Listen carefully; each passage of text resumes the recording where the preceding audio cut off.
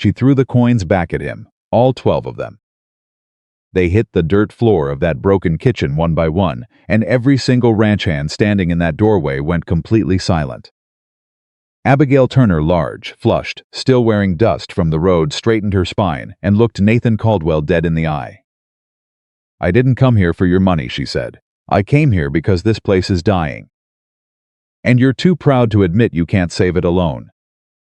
Nobody moved, nobody breathed, and Nathan Caldwell, the coldest man in all of Wyoming, said nothing. If this story already has your heart racing, please subscribe to this channel and follow along until the very last word. Drop your city in the comments below. I want to see how far this story travels. Now let's go back to the beginning, and I promise you, it is not the beginning anyone expected. Wyoming Territory, summer of 1886. The wagon came in late the way trouble always did. It rolled through the front gate of Red Hollow Ranch just as the sun was dropping behind the ridge, throwing long orange shadows across the dusty yard, turning everything golden except the mood of the men watching it arrive. There were 9 of them standing near the fence ranch hands, weathered and suspicious, the kind of men who had seen enough of the world to distrust anything new before it even had a chance to speak. They expected a cook. They'd been told a new cook was coming.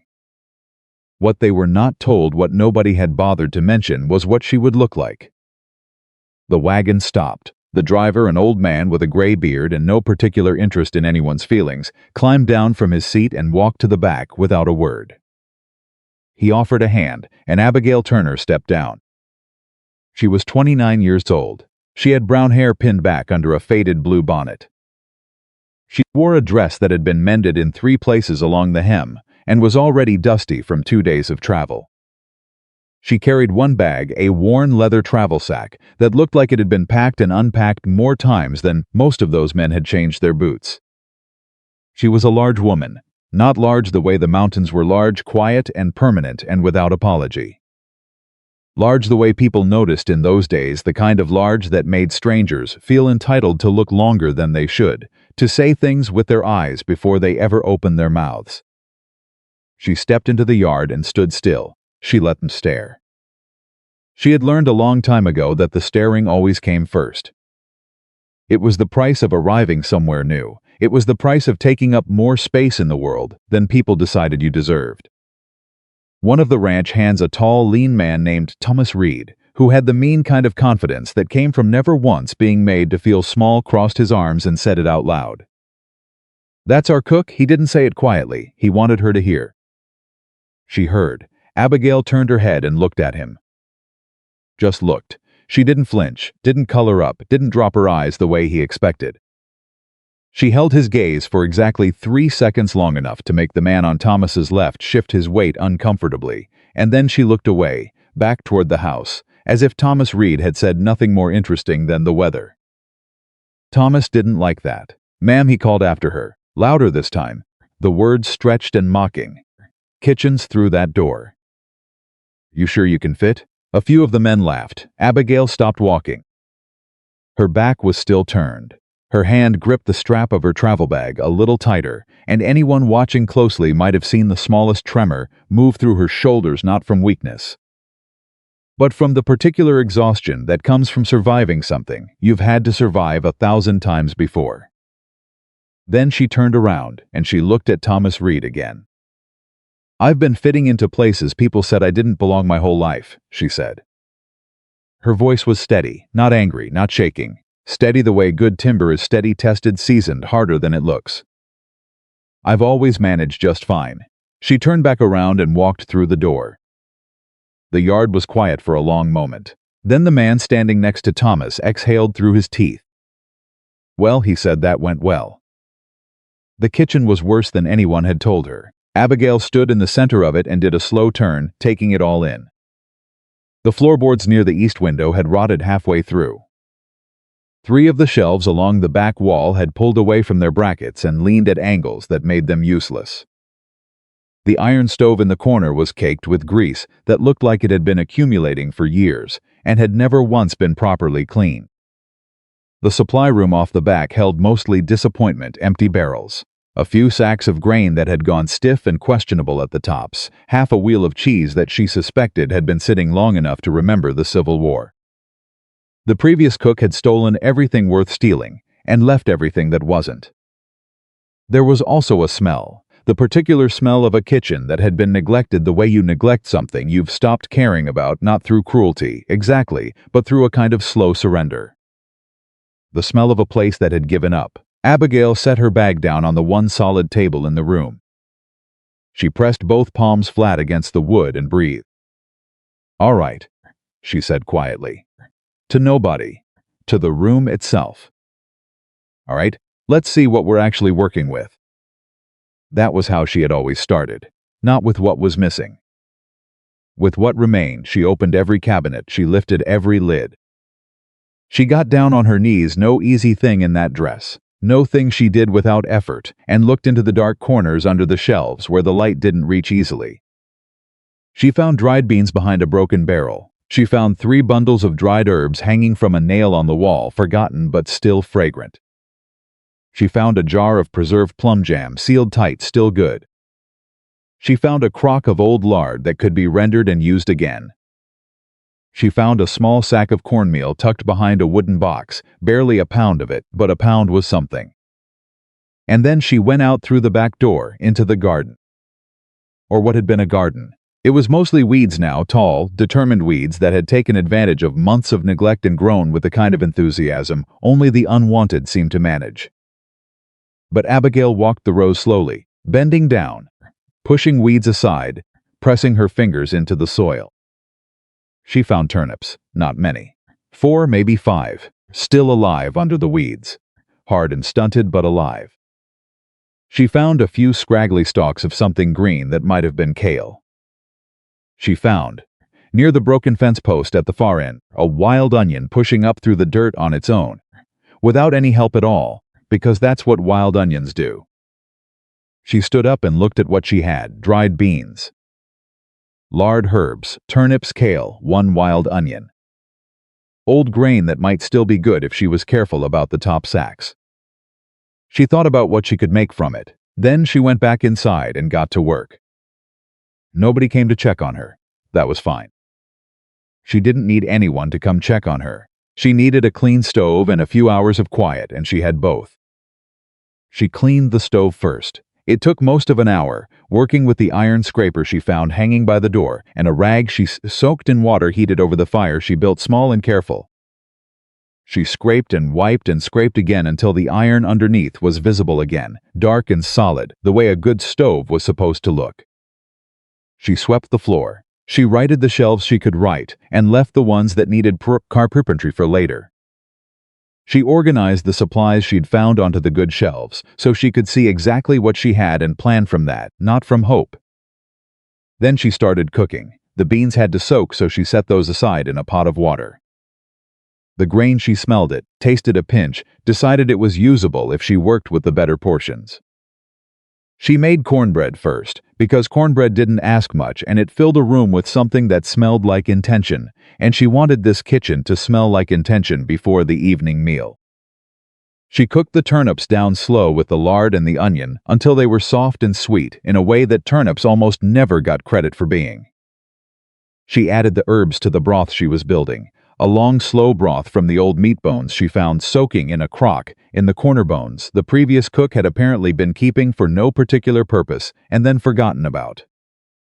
She didn't forget about them. She knew what bones could do if you let them.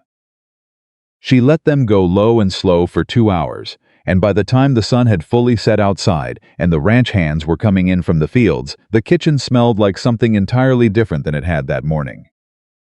It smelled, one of the older hands would say later, like the way home smelled when you were young and someone who loved you was cooking.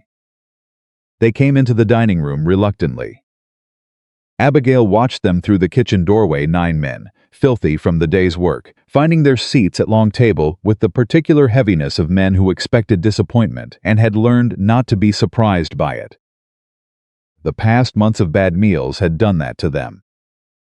Turned eating from a pleasure into a routine, and then from a routine into just something you endured. She brought out the cornbread first. Set it on the table, 2 pans of it, golden brown and steaming, and walked back to the kitchen without a word. She heard them go quiet, then she brought the stew. A big iron pot, heavy enough that she had to use both hands and didn't let herself slow down because she didn't want them to see that it was heavy. She set it in the center of the table. The broth was dark and rich. The turnips had gone soft. The herbs floated on the surface the way good herbs did, giving up everything they had to the pot. Nobody moved for a moment. Then one of the older men, a quiet man she'd learned was named Elias, who had been on this ranch for 12 years and seen better days and worse, picked up the ladle and served himself. He took a bite. He put the spoon down. He picked it up and took another bite. "Lord," he said, to no one in particular. Then everyone else reached for the ladle. The dining room, which had been quiet with resignation, went quiet with something else entirely: the focused, concentrated quiet of people eating something that was actually good. Forks moving, cornbread broken, the sound of the pot being passed around. The sound of no one saying anything because the food was asking them not to. Thomas Reed ate 2 full bowls. He didn't say a word about it. Abigail, standing in the kitchen doorway watching them, allowed herself one small, private moment of satisfaction. Then she went back to clean up. Nathan Caldwell had not come to dinner. She'd been told he often didn't. The foreman, a quiet, capable man named Samuel, who had given Abigail the least trouble of anyone since she arrived, had mentioned it the way you mention something you've accepted rather than something you approve of. "Mr. Caldwell eats in his office most evenings," Samuel had said when Abigail was still unloading her bag. "He's not much for company lately." Abigail had said nothing to that. She had filed it away the way she filed away, most quietly, carefully, in a place where she could use it later. She made up a plate, not a small one, a proper plate: stew, cornbread, a little of the herb-dried turnip on the side. She put a cloth over it to keep the warmth in, lifted it, and carried it down the hall to the office. She knocked. "She'd nothing." I said, "I don't want anything." The voice from inside was flat. Not angry, exactly. The voice of a man who had practiced making himself hard to approach and gotten very good at it. Abigail said, "I didn't ask what you wanted. I brought what you need." Silence, a long pause. Then the sound of a chair. The door opened. Nathan Caldwell was not quite what she'd expected, though she realized afterward she'd been foolish to expect anything in particular. He was 38, with the kind of face that had once probably been pleasant and had since been weathered into something more complicated. Dark hair that needed cutting, a jaw set so firmly it looked like he'd forgotten how to unset it. Dark eyes that moved over her quickly and then stopped, not at her size, the way Thomas Reed's eyes had lingered, but at her expression. She held the plate out. He looked at it. "You're the new cook," he said. "I didn't ask your name." "No," she agreed. "You didn't, but you have it now." Another pause. He looked at the plate again. The cloth was doing its job. Wisps of steam were still escaping from under the edges. "I told Samuel I don't eat at the table." "The plate goes anywhere you like," Abigail said. "But it goes cold if you don't take it." He reached out and took the plate. He started to close the door. "Mr. Caldwell," Abigail said. He stopped. "The kitchen is in a sorry state," she said. "I can bring it back, but I'll need supplies, good ones. Not whatever the last cook was buying, because I looked at those bills and they don't make sense." Something changed in his eyes, not warmth exactly. More like alertness, like a man who had been moving through fog and had suddenly heard a sound. "You looked at the supply bills. They were in the drawer in the kitchen." "I looked at everything in the kitchen. It's my kitchen now." She paused. With your permission, he studied her. She held his gaze. "We'll talk tomorrow," he said, and he closed the door. Abigail stood in the hallway for a moment. She could hear very faintly the sound of a fork hitting the edge of a plate. She allowed herself that same small private smile she'd allowed earlier. Then she walked back down the hall, because there was still cleaning to do, and she didn't believe in celebrating early. She lay awake that night in the small room they'd given her off the back of the house, listening to the sounds of a ranch settling into sleep, the horses in the far barn, the creak of the walls against the Wyoming wind. The particular silence of a place that held a lot of history and wasn't giving it up easily. She thought about home, not any home she had now, Home was a complicated word when you'd spent most of your adult life moving between positions: cook here, housekeeper there. The kind of work that required your hands and your skill and your patience and gave you a room and wages, but never quite gave you a place that felt like yours. She had grown up in Illinois, the third of 6 children in a family that had very little money and very strong opinions about what that little money should be spent on. Her mother had known how to make a meal from nearly nothing. Her mother had taught her that. She had also grown up knowing what it was to be the large one, the heavy one, the one people looked at and made immediate calculations about that had nothing to do with who she actually was. She had been told at various points in her life that she was too big to be a cook because how could someone who ate like that be trusted around food? She had been told she was too big to find a husband, which she had decided fairly early on to regard as other people's problem, not hers. She had been told, more times than she could count, by looks and by words and by the particular cruelty of being laughed at in doorways, that she was not quite what people wanted when they imagined a woman. She had stopped, somewhere in her mid-20s, waiting for people to see past it. She had started instead working so hard and so well, that eventually the work itself became louder than anything else. Working until what she made and what she did was impossible to ignore. Working until the question of her size became, for anyone paying attention, the least interesting thing about her. She turned onto her side in the small bed. Outside, the Wyoming wind moved across the plains with a particular kind of freedom that only open country gives wind, and Abigail Turner listened to it and thought, this place is worth saving. She thought, there is something here worth fighting for. She thought, I have been thrown away before, and I know what it feels like to be something that nobody believes in anymore. And I know better than anyone in this house or on this land what you can do with something that everyone has given up on. You bring it back, you always bring it back. She closed her eyes. Tomorrow, she decided she would start on the garden. The days moved the way work moves, faster than you'd expect when you're inside it, slower than you'd hope when you're watching it from the outside. Abigail was in the kitchen before first light every morning. That was not unusual for a ranch cook. What was unusual was what she did in the hours before the ranch woke up. She planned. She reviewed what she'd found in the kitchen drawers, not just the supply bills, though those were damning enough on their own, but older records, some of them going back 2 and 3 years. Purchase orders, inventory lists, notes in different handwriting about what had been used when and what had run short and why. She had a mind for patterns. Her mother had called it a gift. Her teachers in the 2 years of school she'd managed before the family needed her working had called it unusual and left it at that.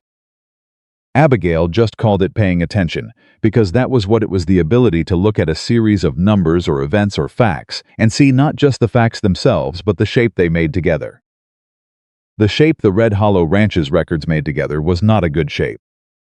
It wasn't theft exactly, or not only theft. The previous cook had certainly helped himself to supplies, she could see that clearly.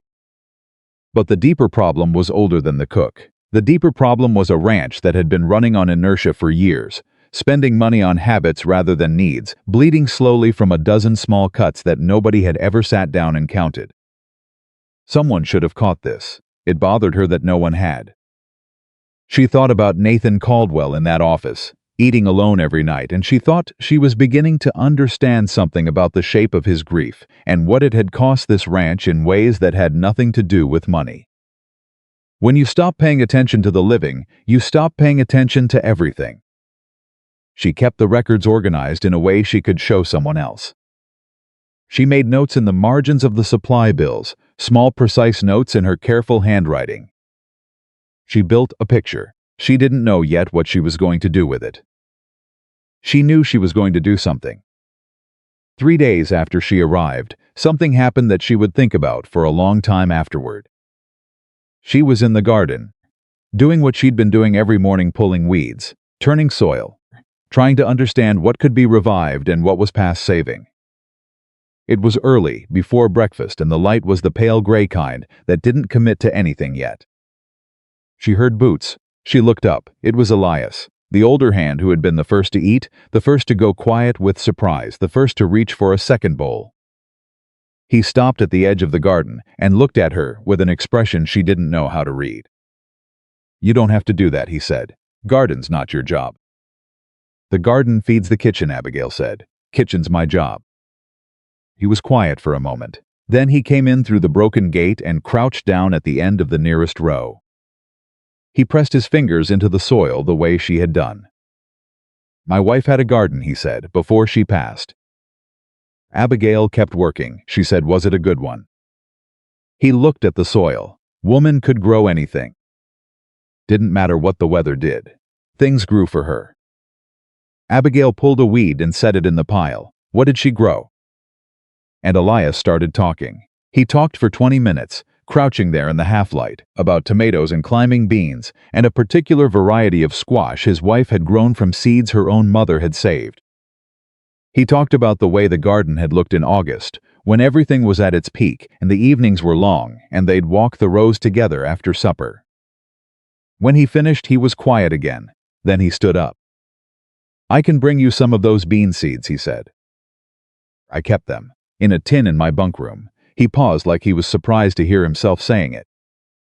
"If you want them." Abigail looked up at him. "I want them very much," she said. He nodded once and walked away. She looked back at the soil. There it was again, that thing she'd learned to look for. The way a place, any situation, any group of people always held more than it appeared to. The way there was always something underneath the surface of things, if you were willing to get down on your knees and look. This ranch wasn't just broken fences and rotten supplies and a silent man eating alone in an office. This ranch was Elias and his tin of bean seeds. This ranch was a garden that had been good once and could be good again. This ranch was worth saving, and the people on it were worth saving too. And Abigail Turner had known that from the moment the wagon stopped in the yard, and she had stepped down into the dust and heard the first laugh and felt the first sting of it, and decided, as she always decided, that she was not going to let any of that be the end of the story. She was not the end of any story. She was the beginning of this one. She stood up, brushed the soil from her hands, and went inside to make breakfast. The bean seeds arrived the next morning. Elias set a small tin on the kitchen counter before breakfast, didn't say anything about it, and walked out before Abigail could thank him. She opened the lid. Inside, wrapped in a piece of old cloth, were 24 seeds, small, dark, perfectly preserved. She could tell just by looking at them that someone had cared for them for a long time. She set them on the windowsill where the morning light could reach them, and went back to making biscuits. That was how it started, not with a grand gesture. Not with some dramatic turning point that everyone would remember later and point to. It started with a tin of seeds on a kitchen counter and a woman who didn't say anything because she understood some things are too tender to survive being spoken about directly. By the end of that first week, 3 other ranch hands had found reasons to come through the kitchen. One of them, a young man named Pete, barely 20, with a permanent sunburn and the earnest quality of someone who hadn't yet learned to be cynical, came asking if she needed help carrying water from the well. She said yes. He carried it without complaint, twice a day, morning and evening, and she noticed after a few days that he was timing it so he could linger near the kitchen door long enough to smell whatever was cooking. She started leaving a biscuit on the edge of the counter near the door. He never mentioned it. She never mentioned it. It disappeared every morning without comment, and that was its own kind of conversation. The second was a man named George, who was missing the tip of his left index finger from a roping accident years back, and who told Abigail, in the middle of helping her repair the broken shelf brackets, that he hadn't eaten food this good since his mother's table in Virginia. "What did your mother cook?" Abigail asked, handing him a nail. "Everything," George said. But her fried apple pies were something. He hammered the bracket in with more force than strictly necessary. "Haven't had one since she passed. That was 11 years ago." Abigail filed that away. The third was Sam Schultz, the foreman, who came in on the 4th evening with a piece of paper in his hand and an expression that was trying very hard to be neutral. "Mr. Caldwell wants to know what's on your supply list," Samuel said. Abigail was stirring a pot. She didn't stop stirring. "Tell Mr. Caldwell I'll bring it to him myself in the morning," she said.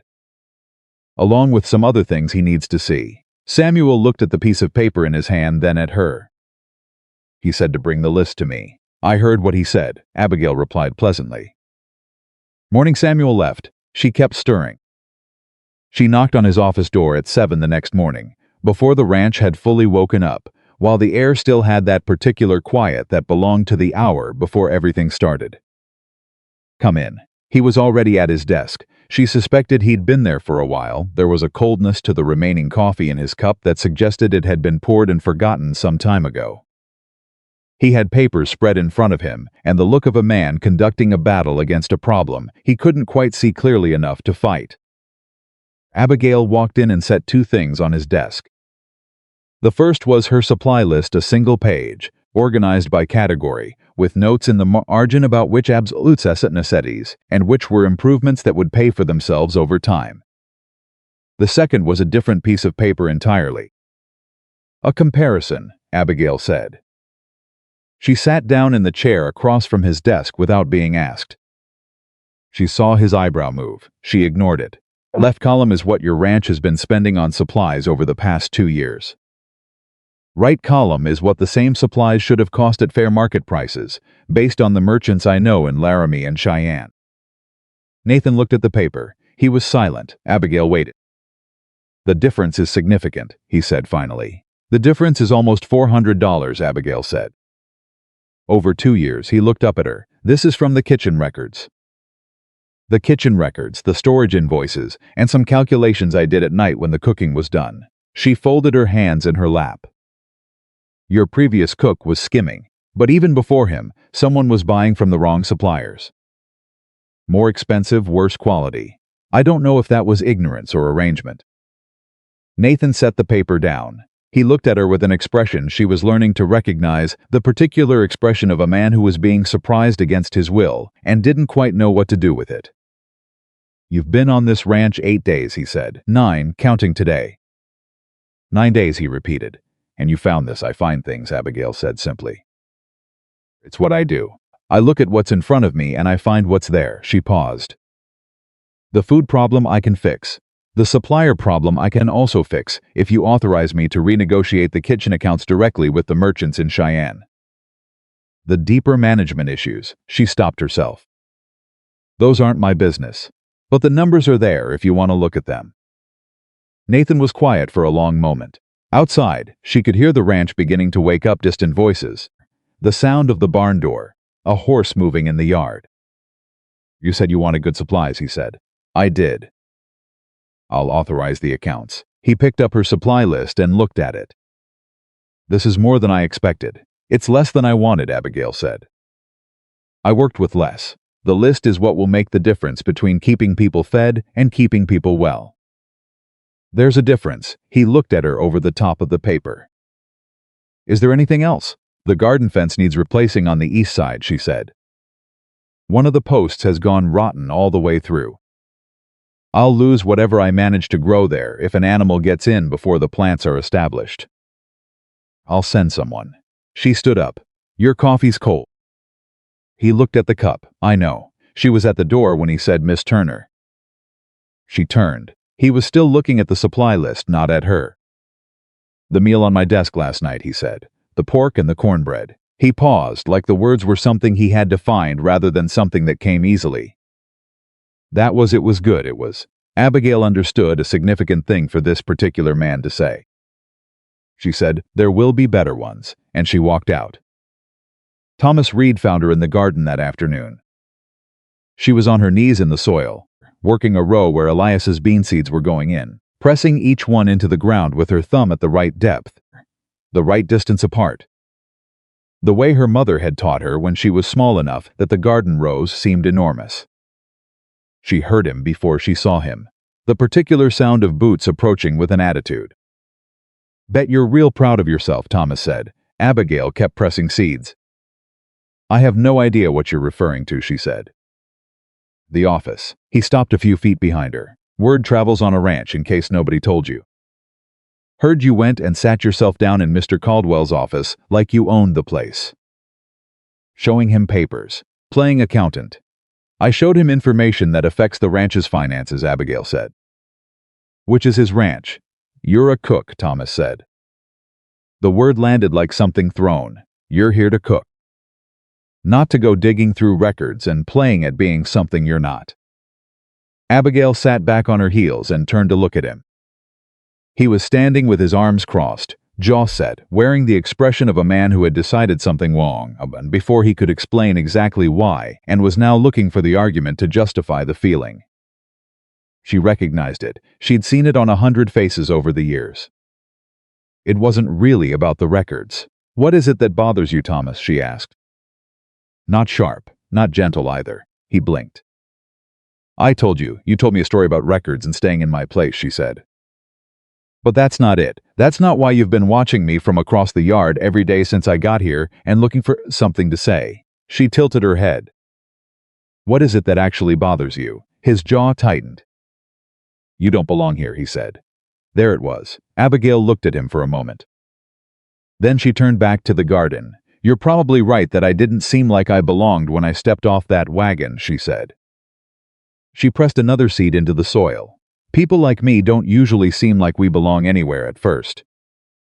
We're too much of one thing and not enough of another. She smoothed the soil over the seed with her thumb.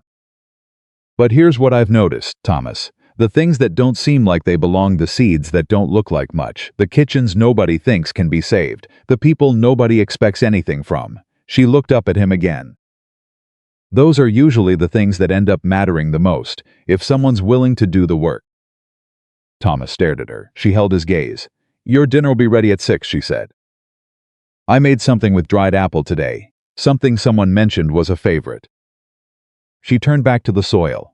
After a moment, she heard his boots retreat. She exhaled slowly. Her hands were steady. They were always steady when it mattered. That was the thing about having been afraid for years. Eventually you learned to do the work anyway, and then the fear stopped being a wall and became just weather. You moved through it, you didn't stop. The fried apple pies were the first time she heard the dining room go loud. She had found 3 dried apples in the back of the storage room on her 6th day, not enough for much, but enough for a small batch, if she was careful. She'd saved them, combined them with a little of the preserves, a spoonful of the hard sugar she'd put on her supply list, and Nathan had authorized some cinnamon from the forgotten herb shelf. She fried them in the lard she'd rendered and brought them out after supper, still warm, wrapped in a cloth to hold the heat. George saw them from across the table. He went absolutely still. Then he said in a voice that came out rougher than he probably intended, Where did you? Sit down, George. Abigail said, setting the cloth down. You look like you've seen a ghost. My mother's. He stopped. Swallowed. How'd you told me, she said simply. He sat down. She served them around the table, 1 each, the batch barely stretching to cover 9 men. And she watched without seeming to watch as each of them took a bite and then went quiet in the particular way people go quiet when food does something to them that they weren't prepared for. Then someone laughed. It came from Pete, the youngest, who took his second bite with an expression of such uncomplicated happiness that the men around him started smiling without meaning to. And the smile became a sound, and then someone said something. And then 3 people were talking at once, and the dining room, which had been a place of silence and resignation for months, was loud. It was loud with people being alive together. Abigail stood in the kitchen doorway and watched it, and she felt something settle in her chest that had been unsettled since the day she'd arrived. Behind her, very quietly, the back door opened. She turned. Nathan Caldwell was standing in the doorway from the hallway, just inside the kitchen. He hadn't come in from outside. He'd come from the interior of the house. She had the sudden sense that he'd been standing just beyond the doorframe for a moment before he'd appeared listening. He looked at the dining room, at the noise, at the men talking. Something moved across his face, something she couldn't name and knew better than to try. George hasn't laughed like that since last Christmas, Nathan said. His voice was quiet. Abigail said George needed something that reminded him of good times. People work harder when they remember what they're working for. Nathan looked at her. And what are they working for?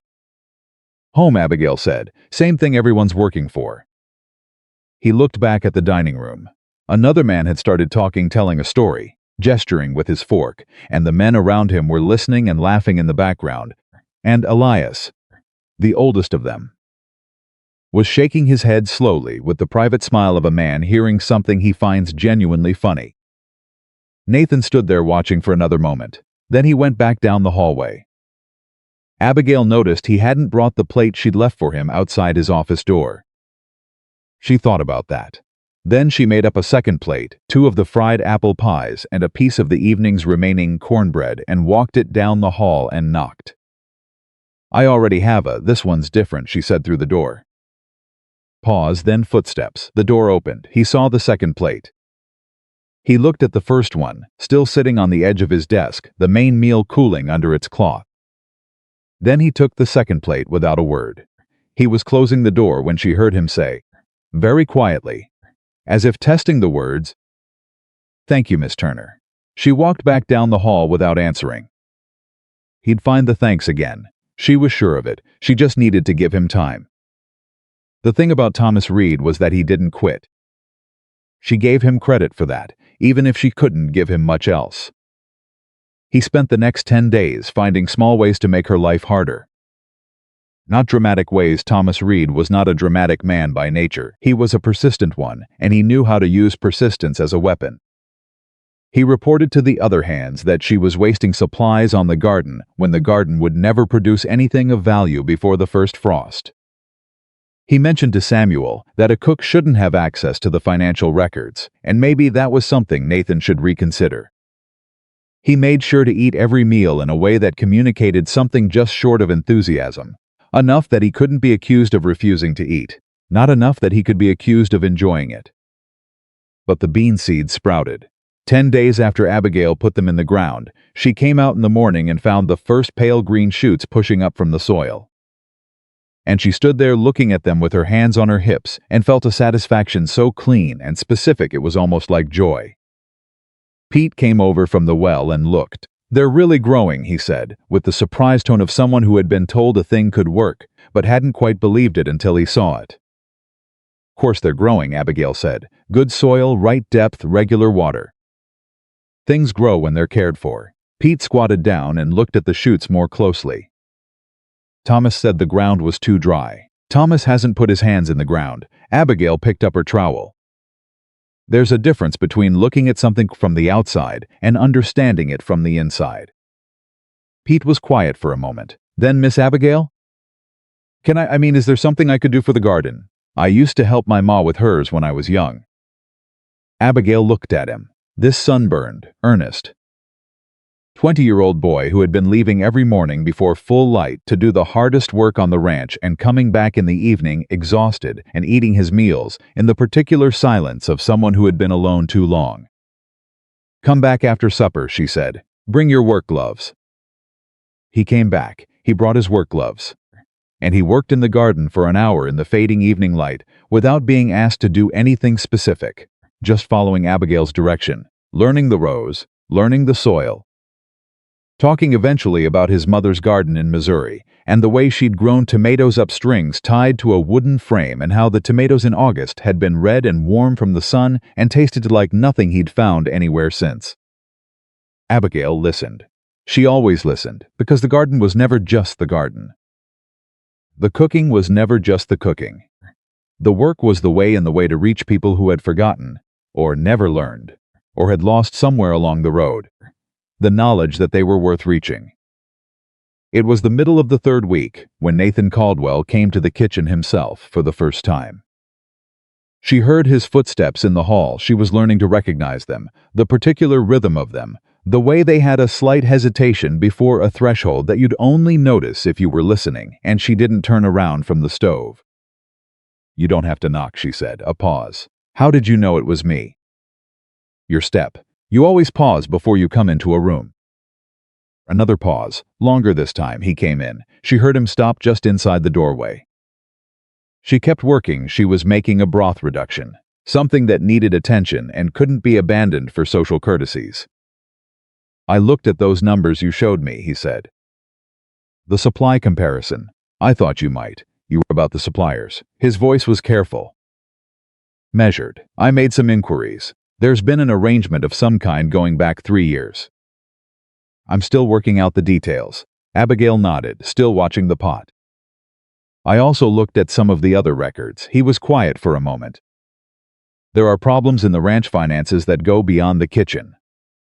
She silence. You knew, he repeated. When you showed me the supply bills, I showed you the part that was directly relevant to my position, Abigail said. The rest. She turned from the stove then, because the reduction needed a moment and she could afford to look at him. He was standing with his arms at his sides, jacket on despite the kitchen heat, looking like a man who had come in with the intention of being businesslike and was finding it harder than expected. The rest I didn't think it was my place to raise all at once. People can only hear so much at one time. He looked at her. How much do you know? More than a cook should, she said honestly. I'm sorry if that's overstepping. I find things. I can't always stop myself from looking. What do you think, he asked, about the ranch, about what's wrong with it? It was a remarkable question, not because it was asked, but because of the way it was asked open, direct, the way a man asks a question when he genuinely wants an answer rather than a performance of one. Abigail turned back to the stove and gave the reduction a slow stir. I think the ranch is fundamentally sound, she said. The land is good, the cattle are healthy, the men are capable. She paused. What it's been missing is someone watching everything at once. Someone who cares about the whole picture, rather than just their piece of it. She kept her eyes on the pot. When you lost your wife, Mr. Caldwell, I don't know exactly what changed. But something did, and I think the ranch changed with it, because a place takes on the mood of the person who runs it. When the person at the center stops paying full attention, everything around them starts to drift. The kitchen was very quiet. She had gone further than she'd intended. She turned, ready to apologize or qualify. He was standing very still, his jaw set in that way it had, but something in his eyes was different from the controlled distance she was used to. Something raw. You shouldn't know that, he said. Not accusatory, almost wondering. I'm sorry, she said. He looked at the floor for a moment, then back at her. You're right. He said it like it cost him something. You're right about all of it. He walked back out. Abigail stood at the stove for a long moment after he was gone. She stirred the pot. Her heart was moving faster than it should have been for a perfectly ordinary Tuesday afternoon in a ranch kitchen, and she told herself firmly that this was because she'd been standing over a hot stove, and that was all. She didn't quite believe herself, but the reduction needed attention, and she had learned long ago that the work was always the best answer to the questions she didn't know what to do with. The trouble with Marcus Whitfield started on a Saturday. She didn't know who he was when he rode in. She was at the kitchen window when she heard horses in the yard, more than one, which was unusual, and she looked out and saw 3 men dismounting, the kind of men who dressed well enough that the dress seemed like a statement. The one in front was perhaps 50, broad through the shoulders, with a silver watch chain visible at his vest, and the particular bearing of a man who had spent so long being the biggest presence in every room he entered that he'd stopped noticing the effect. Samuel met them in the yard. She couldn't hear what was said. But she watched Samuel's posture change. Something careful came into it. The particular careful of a man dealing with a situation he didn't like and couldn't immediately resolve. He went to get Nathan. Abigail went back to her work. But she was listening now. Half an hour later, she was carrying Atra from the kitchen to the side room where the ranch's main accounts were kept. Nathan had given her access to that room the week before, after their conversation, and she passed the closed office door. The voices inside were not quite audible, but the tone was. One of them was Nathan's, steady and controlled. The other was not steady. The other had the kind of smooth power that didn't need to raise itself to carry weight, the voice of a man who had decided how things were going to go and was communicating the inevitability of that to another person. She kept walking. She put the tray down in the accounts room and stood for a moment, looking at the supply records she'd been cross-referencing, and thought about what she'd heard in that tone of voice. There was something wrong with it. There was something wrong with the visit. She went back to the kitchen and found Pete at the back door, watching the yard where the 3 visitors' horses were still tied. "Who is that?" she asked. Pete's expression was complicated. Marcus Whitfield, he said. He owns the Whitfield spread east of here. About twice the size of Red Hollow, maybe more. He paused. He's been trying to buy parts of this ranch for years. Mr. Caldwell always said no. What does he want now? Pete hesitated. Pete, Abigail said. I heard, he said reluctantly, that he's claiming some of the north pasture land isn't legally Mr. Caldwell's. Something about an old survey line. I don't know all of it. He looked at her. But if he's right, if the survey shows what he says it shows, then about a third of the cattle range could be disputed. Maybe more. Abigail was quiet. How long has this been coming? I don't know, a while, I think. Samuel knows more than I do. Pete shifted his weight. Thomas says Mr. Caldwell's been worried about money, about the north pasture, about a lot of things. Thomas says the ranch might not make it to next year. Abigail looked at the horses tied in the yard. Does Thomas know what he's talking about? Pete was quiet for a moment. Sometimes, he admitted. She turned and went back inside. There was dinner to make.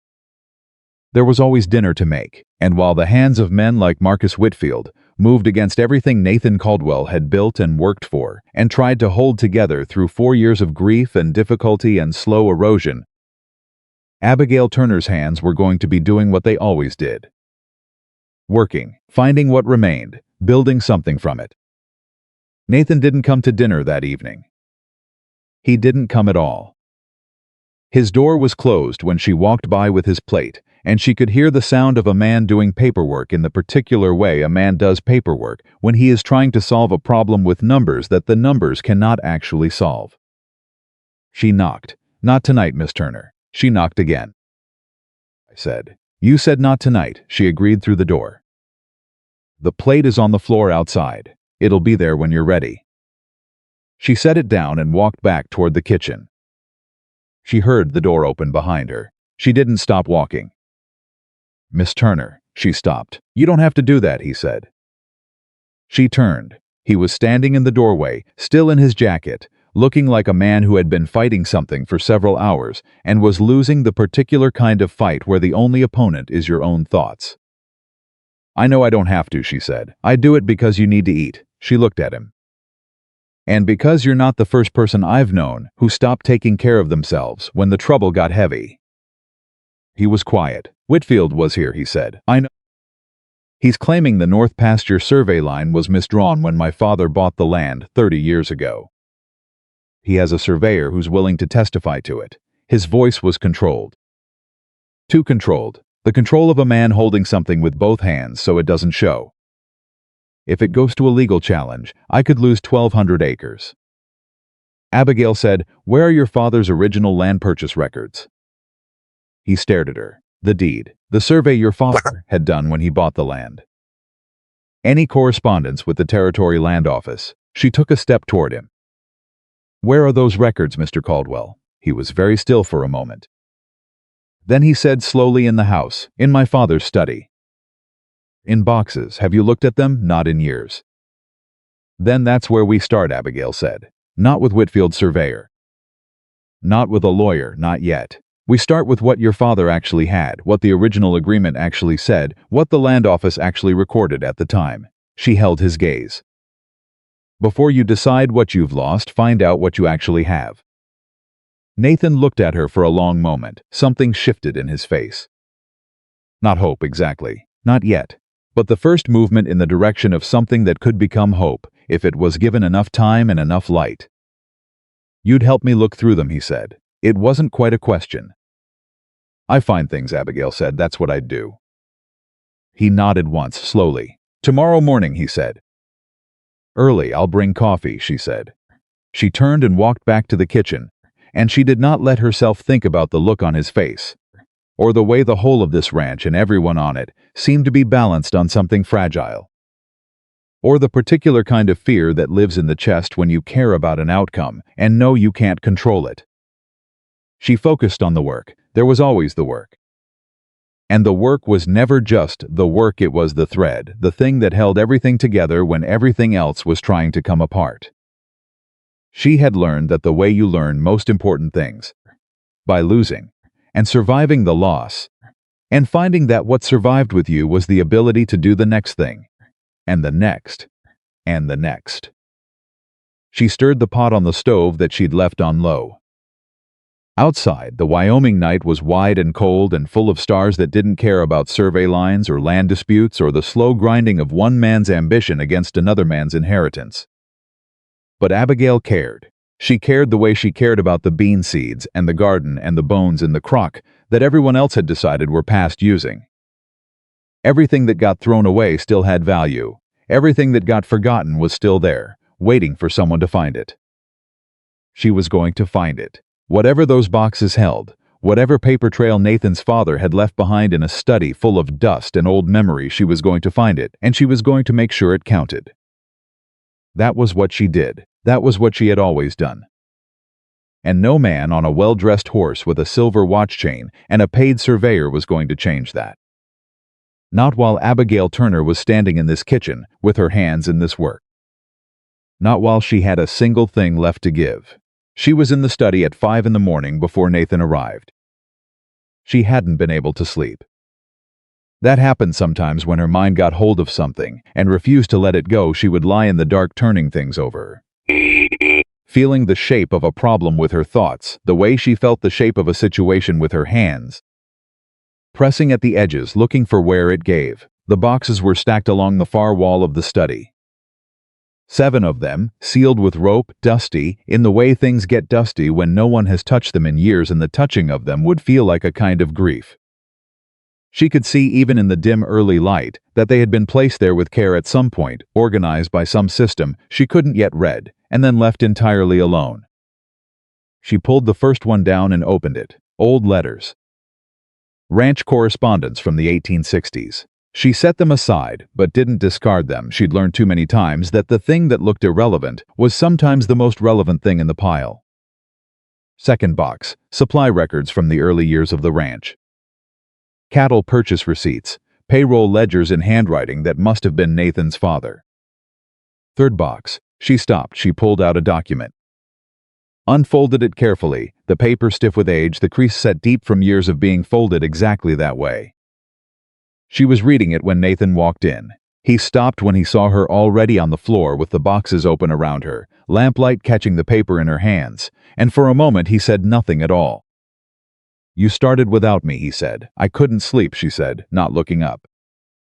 He crossed the room and crouched down beside her, not across from her, beside her, and looked at what she was holding. "What is that?" "I think it's the original survey record," she said. "From 1854. When your grandfather first established the land claim." She turned it toward him. "Look at the boundary markers, the north line." He took the document. His eyes moved across it. She watched his face. She saw the moment he found it. His jaw tightened, then, very slowly, loosened. "This shows the north pasture boundary 300 yards further east than Whitfield is claiming," he said. "Yes. If this is the original survey, it's dated, signed, and it has a Territory Land Office seal," Abigail said. "It would need to be verified, but it appears to be genuine." She kept her voice careful, because she'd learned that hope was a thing that broke people when it was offered too quickly. "There's more." He kept looking. She went back to the boxes.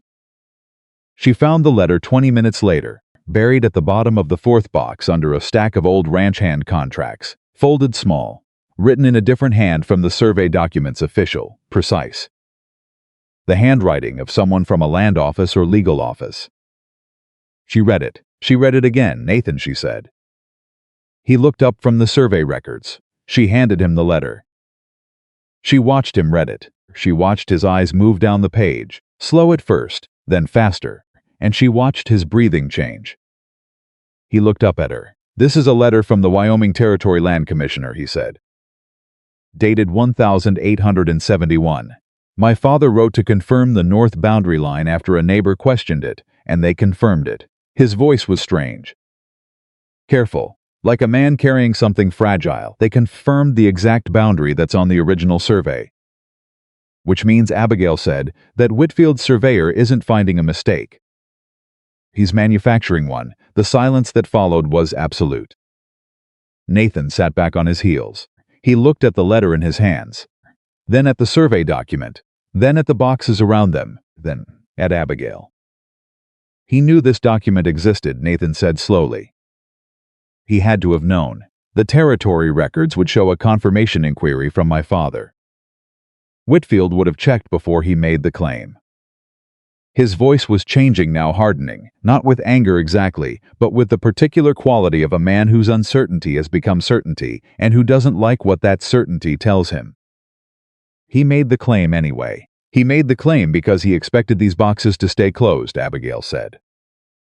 Nathan looked at her. He was counting on you not looking, she said. He was counting on the grief and the distance and the years of not paying attention to mean that whatever was in these boxes stayed buried. She held his gaze. He was almost right. Almost. That single word landed in the room between them and stayed there. Nathan stood up slowly. He held the letter and the survey document in his hands, looked at them one more time, and then looked at Abigail still on the floor, with paper spread around her, like she'd made herself at home in the middle of someone else's crisis. "How did you know to look?" he asked. "Because when someone makes a confident claim about what you don't have," she said, "that's usually when you find out what you do." He looked at her for a long moment. Then he said very quietly, "Thank you." Not the careful, controlled, "Thank you" from outside the office door 2 weeks ago. Something else. Something that came from deeper. Abigail stood up, smoothing her dress. "You should take those to a lawyer in Cheyenne this week," she said.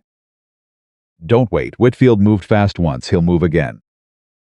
Nathan was already walking toward the door. "Samuel," he called. "Samuel, I need a horse saddled." Thomas Reed was in the yard when Nathan rode out 3 hours later, and he stood watching with his arms crossed until Nathan was past the gate and onto the road. Then he turned and looked directly at the kitchen window, where Abigail was standing. She didn't move away from the window. He walked over. She went to the kitchen door and opened it before he got there. "I know what you found," Thomas said. He didn't say it like a congratulation. "Good," Abigail said. "Word travels on a ranch." He didn't react to having his own words given back to him. He just stood there with that same tight expression. The one she'd learned was his version of thinking hard about something he didn't want to think about. "If Caldwell wins this land dispute," he said, "what happens?" "The ranch keeps its north pasture. The cattle operations stay viable." She paused. "People keep their jobs." Something moved across his face. "And if he doesn't? Then the ranch loses a third of its range and probably can't sustain the current herd size." She looked at him. "Which you already know." Thomas was quiet. "Reed," she said, using his surname for the first time. "What is it you actually want to say?" He looked at the ground. "I've been on this ranch for 7 years," he said. The defensiveness was gone from his voice. What was underneath it was something rawer than she'd expected from him, something that sounded almost like shame. "I've watched it go from a strong operation to this. In 4 years," he looked up, "and I didn't do a single thing about it." Abigail said nothing, he said, after Mrs. Caldwell died. He shut down. He stopped seeing things, and the rest of us let him, because we didn't know what else to do. He stopped. When you showed up, I don't know what I was.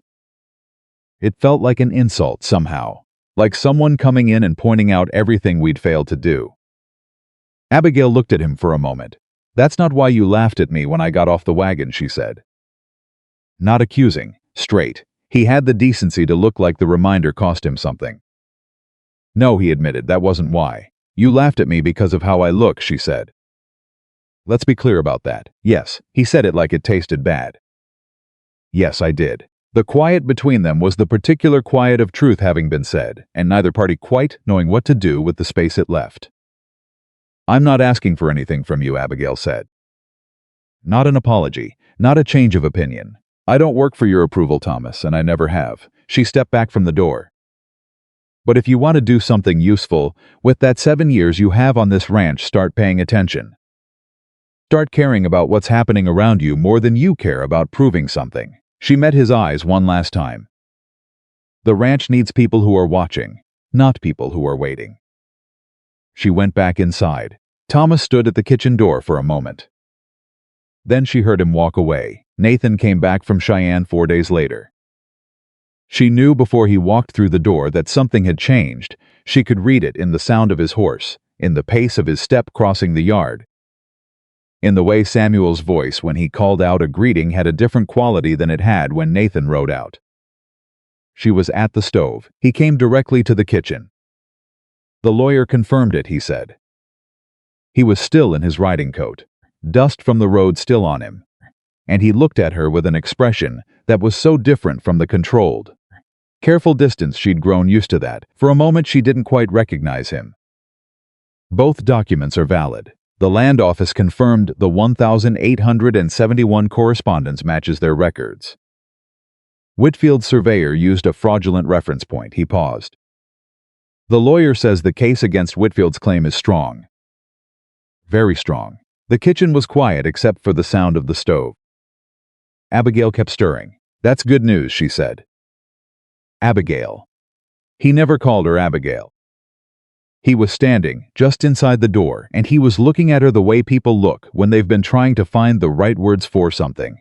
And finally, after a long time, they've run out of ways to delay saying it. You saved this ranch, he said. I found some documents in some boxes, she said. You know, that's not what I mean. She held his gaze. The kitchen, the garden, the finances, the men. He stopped.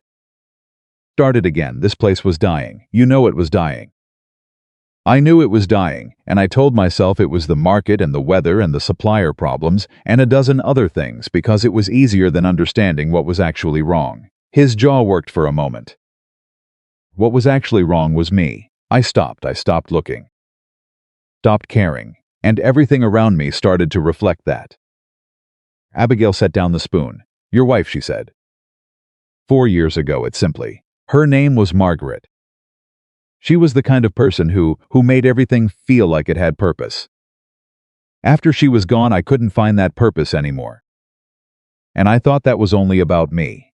I didn't understand that when you're running something, when people depend on you, your grief doesn't stay in you. It spreads. Abigail was quiet. I should have understood that, he said. I didn't, and this ranch nearly paid for it with everything. He looked at her, and there was something in his eyes that she recognized, because she had seen it in her own. Sometimes, in mirrors, the particular look of a person who has walked back from the edge of something and is still processing the distance. And then you walked off a wagon in a worn blue dress, and you started cleaning a kitchen everyone else had given up on. Abigail felt something move in her chest, something she was not entirely comfortable with. I saw something worth saving, she said. He asked. And it was a real question. Most people would have taken one look at this place and walked away. You didn't. His voice was low. Why? She was quiet for a moment. Because I know what it feels like to be something that people have decided isn't worth the effort, she said. I've been that thing my whole life. Something people look at and immediately decide what it is and what it can't do before they've given it a single chance to show them otherwise. She looked at the pot on the stove. I walked into this kitchen and I saw all the things everyone else had given up on, and I recognized them. She looked back at him. I've always been better at seeing the value in things that other people have thrown away. He was watching her. The kitchen was very warm. You deserve better than what this place gave you when you arrived, he said. This place gave me exactly what I expected, she said. What matters is what came after. He took a slow breath. I'd like to give you better than what you expected, he said. And then the back door slammed open and Pete tumbled through it, breathless and red-faced, and said, He's back. Whitfield is back, and he brought men, and they're at the north pasture gate, and Samuel says you need to come now. The change in Nathan was immediate and complete. He was out the door before Pete finished the sentence, and Abigail was 2 steps behind him without deciding to be. Because whatever was at that gate was the same thing that had been building since Marcus Whitfield rode in on that Saturday with his silver watch chain and his paid surveyor and his confidence. And Abigail had not spent 4 weeks rebuilding this ranch from the inside out to stand in a kitchen while it was threatened from the outside. The north pasture gate was a 20-minute ride. She didn't have a horse. She walked it fast, faster than most people would have expected her to walk it. And she arrived in time to see Nathan facing Marcus Whitfield across the gate with Samuel and 4 of the ranch hands on one side and Whitfield with 3 men on the other. Whitfield was speaking. He spoke with the smooth, unhurried quality of a man who believed the outcome was already settled, who was going through the motions of confrontation as a formality rather than a genuine contest. "The survey dispute is before the land court, Nathan," he was saying when Abigail arrived. "While it's in process, the courts have discretion to restrict access to contested land. My lawyer filed for a temporary injunction this morning." Nathan's voice was controlled. "Tight, my lawyer is already aware of the fraudulent reference point your surveyor used." "This injunction won't hold." "Maybe not," Whitfield said. "But while it's being challenged, you can't run your northern herd. And we both know what that means for your finances heading into winter." He paused. And then deliberately, he looked past Nathan to where Abigail had arrived at the edge of the group. He looked at her the way Thomas Reed had looked at her on her first day, with the kind of dismissive inventory that reduced a person to surface.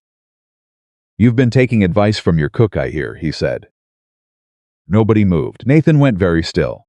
"That must be humiliating," Whitfield continued, the words precise and placed like knives, "for a man in your position. Needing a woman like that to manage your affairs." The ranch hands were quiet. Abigail walked forward. She walked through the small gap between Pete and Elias, and she came to stand beside Nathan, and she looked at Marcus Whitfield across the gate. "A woman like what exactly?" she said.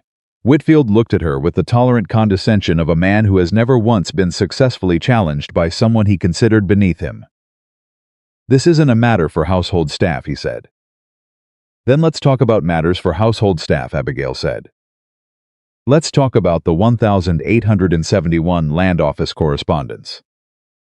The original survey from 1,854. The legal confirmation that the north boundary is exactly where the Caldwell family has always known it to be, and that your surveyor's reference point was taken from a location that was never part of the original survey, which a judge is going to notice the moment he sees the documentation, which is currently in the hands of a lawyer in Cheyenne."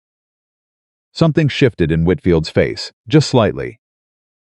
"Just enough. You're well informed," he said. His voice was still smooth, but something under it was tighter. "I'm always well informed," Abigail said. "When something matters, I pay attention to it." "You're a cook," Whitfield said. "On a struggling ranch. This," he made a gesture that encompassed her entirely in its dismissiveness, "is not your fight." Abigail looked at him. She said quietly, "I've been told my whole life what is and isn't my place. What is and isn't my size, what is and isn't worth doing, based on who people decide I am when they look at me." She kept her voice steady. "I have never once listened to any of it. I don't intend to start today." Whitfield stared at her. Behind her, she heard Elias make a sound that was not quite a laugh and not quite anything else, something old and satisfied in it. Nathan spoke. "Get off my land, Marcus." His voice had changed, the tightness was gone. Something cleaner was there now.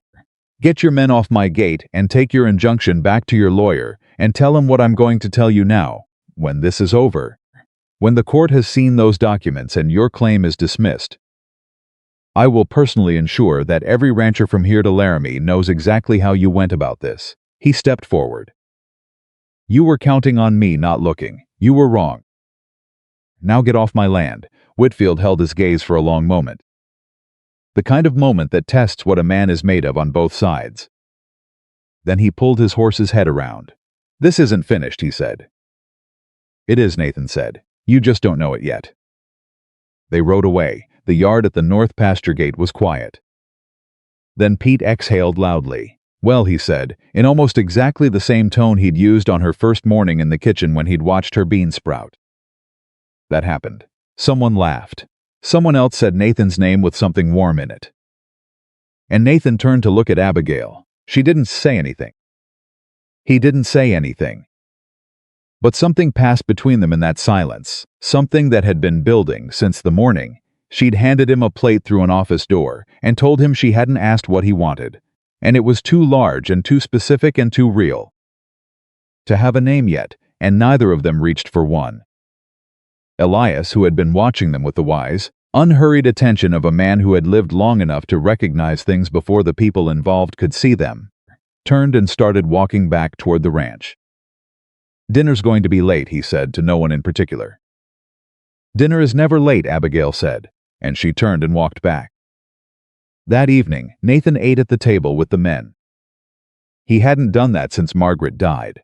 Abigail didn't know the details of the last time, but she could tell by the way the men reacted, the small pause, the shift in posture, the moment of adjustment before everything settled into something that felt, almost but not quite normal, that it had been a very long time.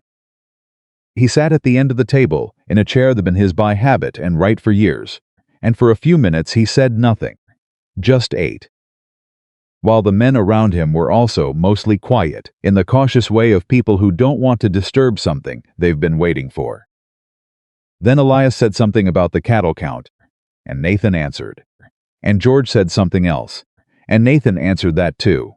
And slowly, by degrees, the quiet dissolved into the noise of people actually talking to each other rather than carefully around each other. Abigail watched from the kitchen doorway. She watched Nathan laugh at something Pete said, an actual laugh, unguarded. The kind that changes a person's face entirely and shows you who they were before they were whatever they'd become, and she felt something in her chest that she recognized as dangerous. Not dangerous like a threat, dangerous like joy, like the kind of feeling that had a price tag attached to it because the more you felt it, the more you had to lose. She went back to the stove. She stayed in the kitchen through the rest of the meal, coming out only to clear plates, and when the men began filing out, she kept her back to the room and washed up and told herself she was simply tired. She was not simply tired. She heard the dining room empty. She heard one set of footsteps stay. She didn't turn around. "You didn't eat with us," Nathan said. "Cook doesn't eat with the hands," she said. "That's always been the way. That's not a rule in this house. It's the way I've always done it." She could hear him standing there behind her. "Abigail," she turned. He was in the doorway, the last light of the evening coming in from the window behind him, and he had the look of a man who had spent the whole meal building up to something and had arrived at it now without quite knowing how to begin. "You could have gone," he said. She didn't understand him. "When Whitfield offered you a position," he said, "she'd still." He'd known. Of course he'd known. Word traveled on a ranch. "He offered you work at his spread," Nathan said. "Samuel told me. Whitfield sent his foreman to speak to you the day after he first came here." "You said no." "I said no," she confirmed. Why, she looked at him. "Because this is where the work is," she said. He shook his head slightly. "That's not the whole answer." She held his gaze. The kitchen was very warm. The evening was settling over the ranch outside with the particular softness of Wyoming evenings in late summer, when the hard heat of the day gives way to something cooler and quieter. "No," she admitted. "It's not the whole answer." He waited. "I don't leave things half-finished," she said. And this, she gestured, a small gesture that was meant to indicate the kitchen but somehow encompassed everything beyond it. This wasn't finished. He looked at her for a long moment. "Is it now?" he asked. Finished? She thought about the garden, which had beans and kale and wild onion and 3 tomato plants started from seeds that Elias had found and which would need attention through the fall and replanting in the spring. She thought about the kitchen accounts, which were better but not yet right. She thought about the supply negotiations she hadn't completed. She thought about the ranch hands who were still learning to eat well and talk at dinner tables and remember that they were people rather than labor. She thought about Nathan Caldwell eating at his own table tonight for the first time in 4 years, laughing at something Pete said. "No," she said, "it's not finished." Something moved through his expression. Something she was learning to read. It was relief and warmth and something tentative at the edges, the way a man looks when he gets news he wanted and is still catching up to the fact that he got it. "Good," very quietly. He turned to leave. "Nathan," she said. He stopped. "Your daughter is coming in 3 days," she said. Because Samuel had mentioned it earlier that week, and she'd been thinking about it. She should come to a table that feels like home, make sure she knows dinner is at 6. He turned back. He looked at her with an expression she couldn't entirely read, surprise, and something warmer underneath it, and underneath that, something she decided not to look at too directly yet. "She's gonna like you," he said. Abigail turned back to the sink. "We'll see," she said. She heard him walk away down the hall. She pressed her hands flat on the counter edge, the way she'd pressed them on the table the very first morning she arrived. and she breathed. And she reminded herself that she was here to do a job.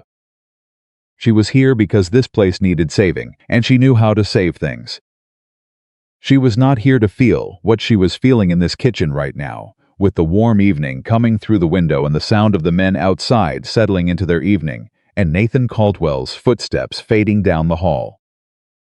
She told herself that firmly. She believed about half of it.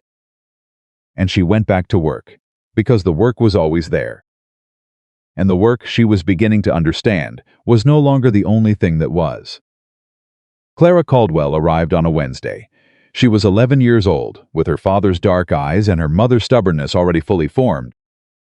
And she walked off the stage from Cheyenne with a carpet bag in one hand and an expression on her face that said she had opinions about most things and was not afraid to share them.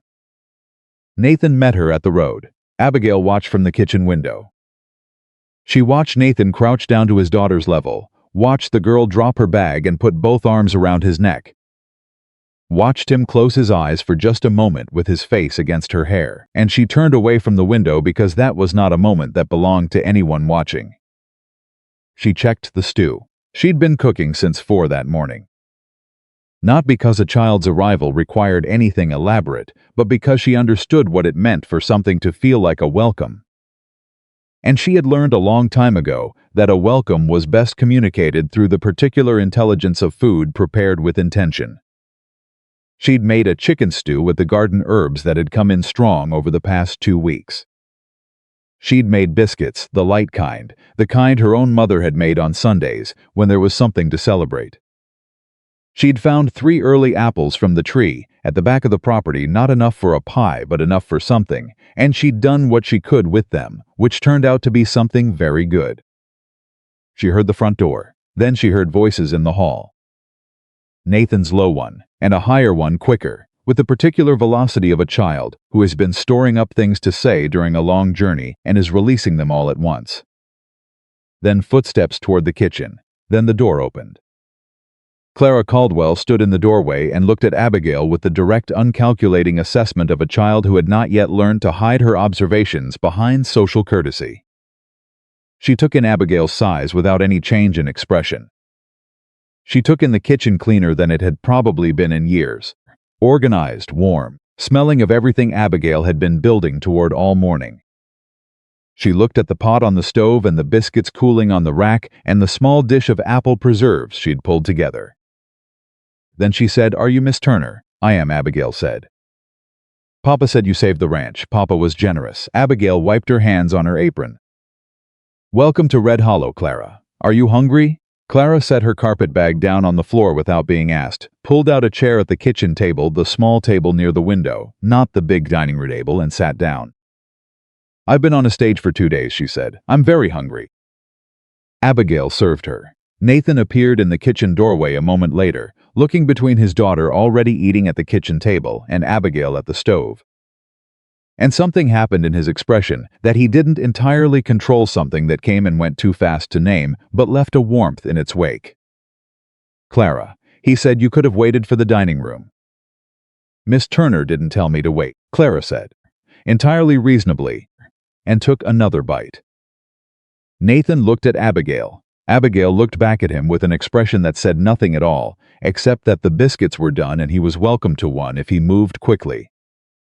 He came in and sat down at the kitchen table. All 3 of them ate in the kitchen that first evening, not in the dining room, not in the formal arrangement of household and employer, but at the small table by the window, close together.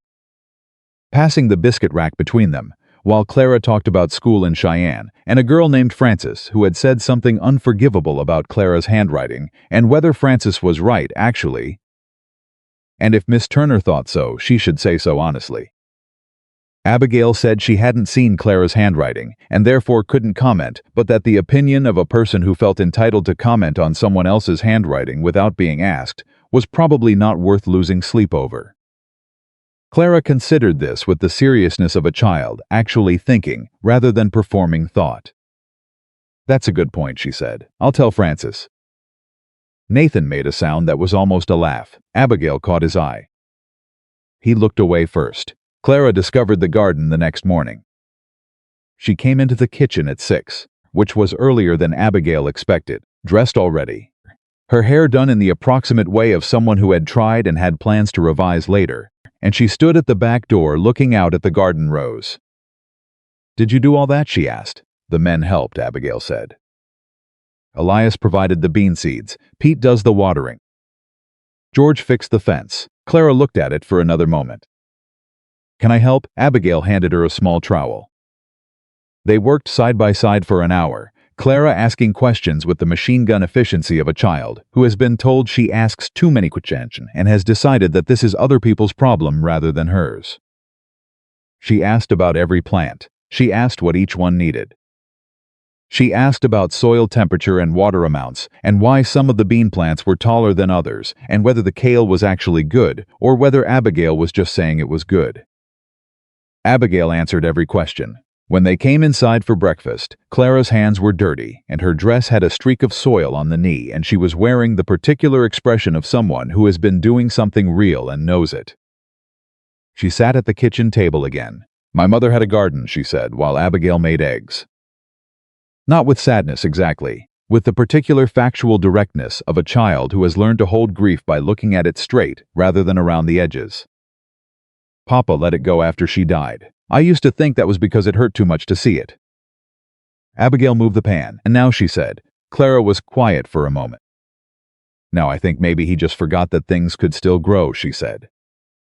Even after, Abigail set the plate in front of her. She sat down across from the girl. Clara looked up from her eggs. "Did you know her?" Abigail asked. "Your mother, I mean." "What was she like?" And Clara talked.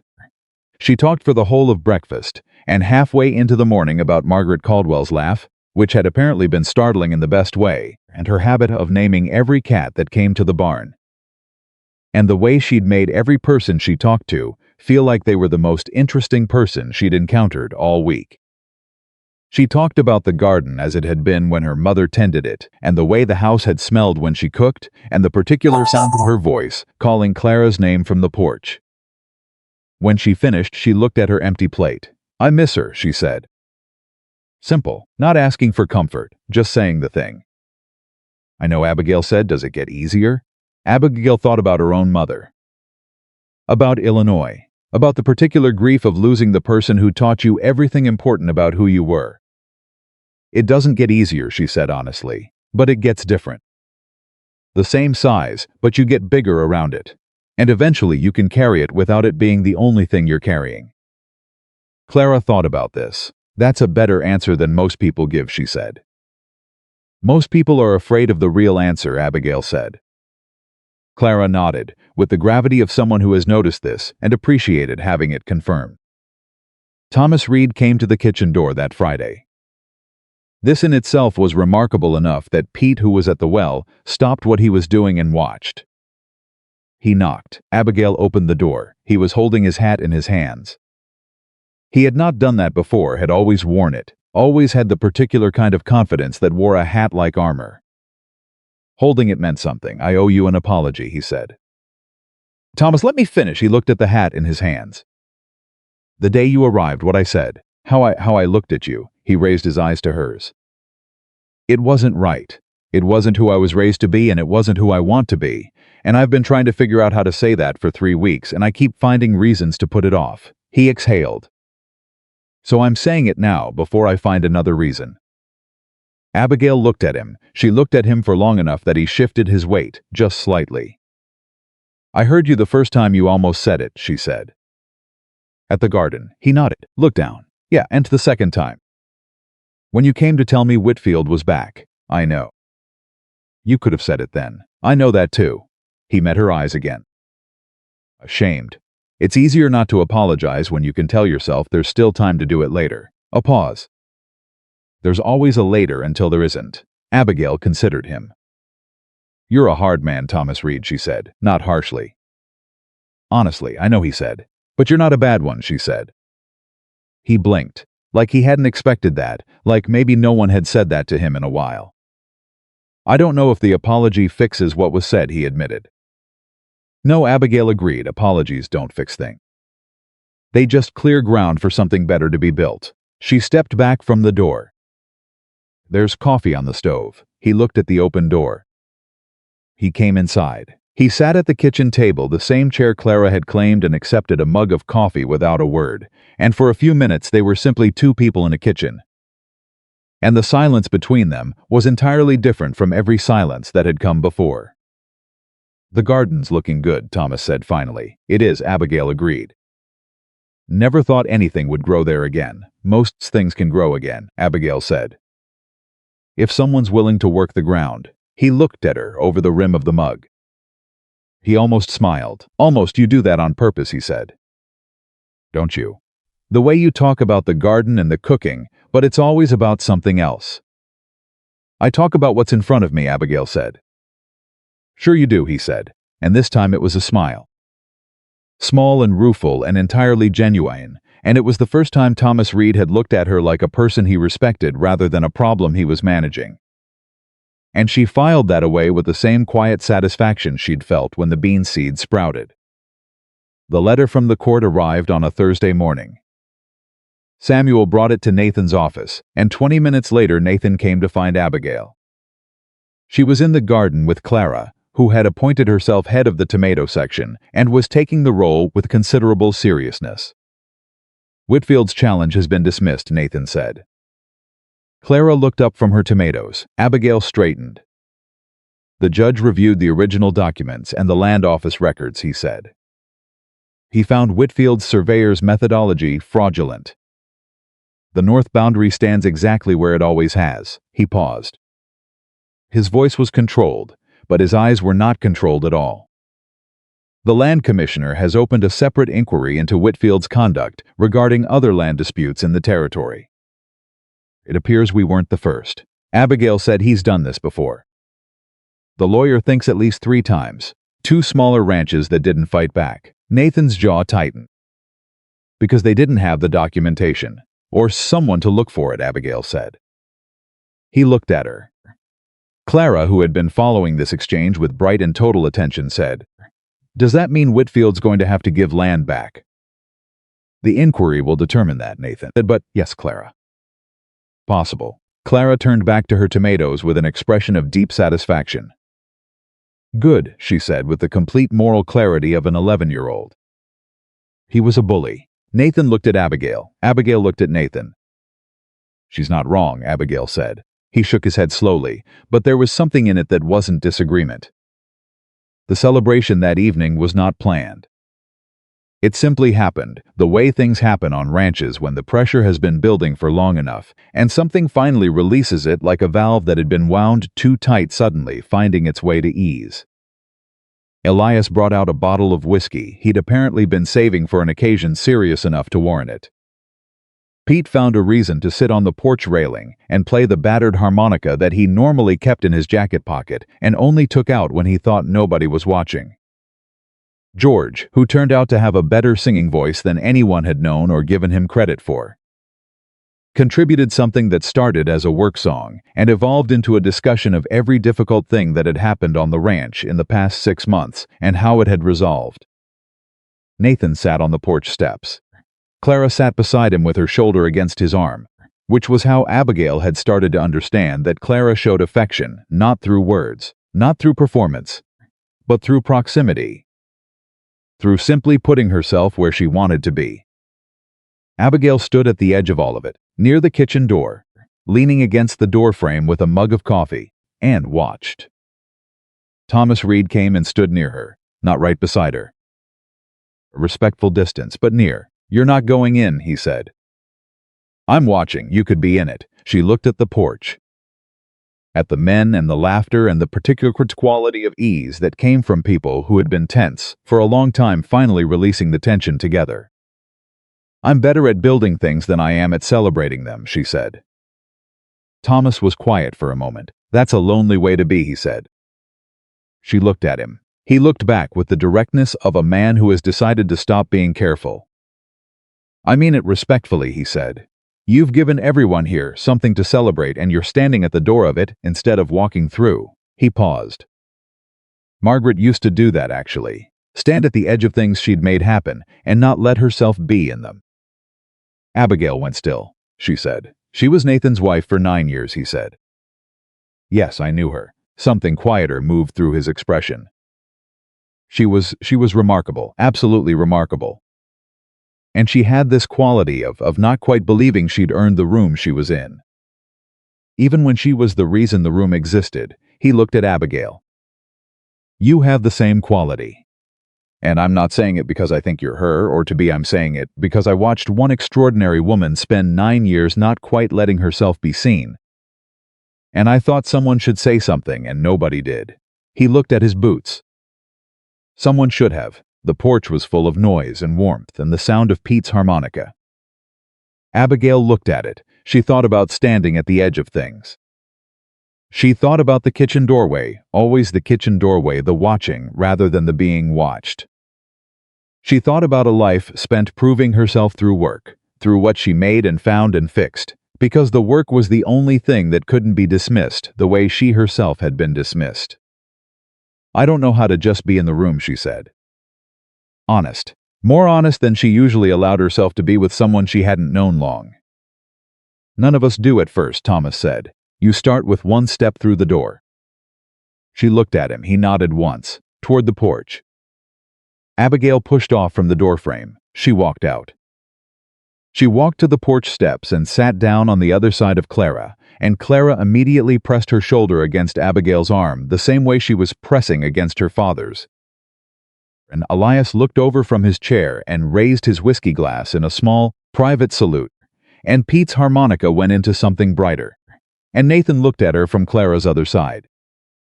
He didn't say anything, but he moved over just slightly, creating space where there had been enough space already, because sometimes that's what people do when they want to say welcome without using the word. She sat there in the warmth of the Wyoming evening and let herself be in the room. The trouble came back 1 week later.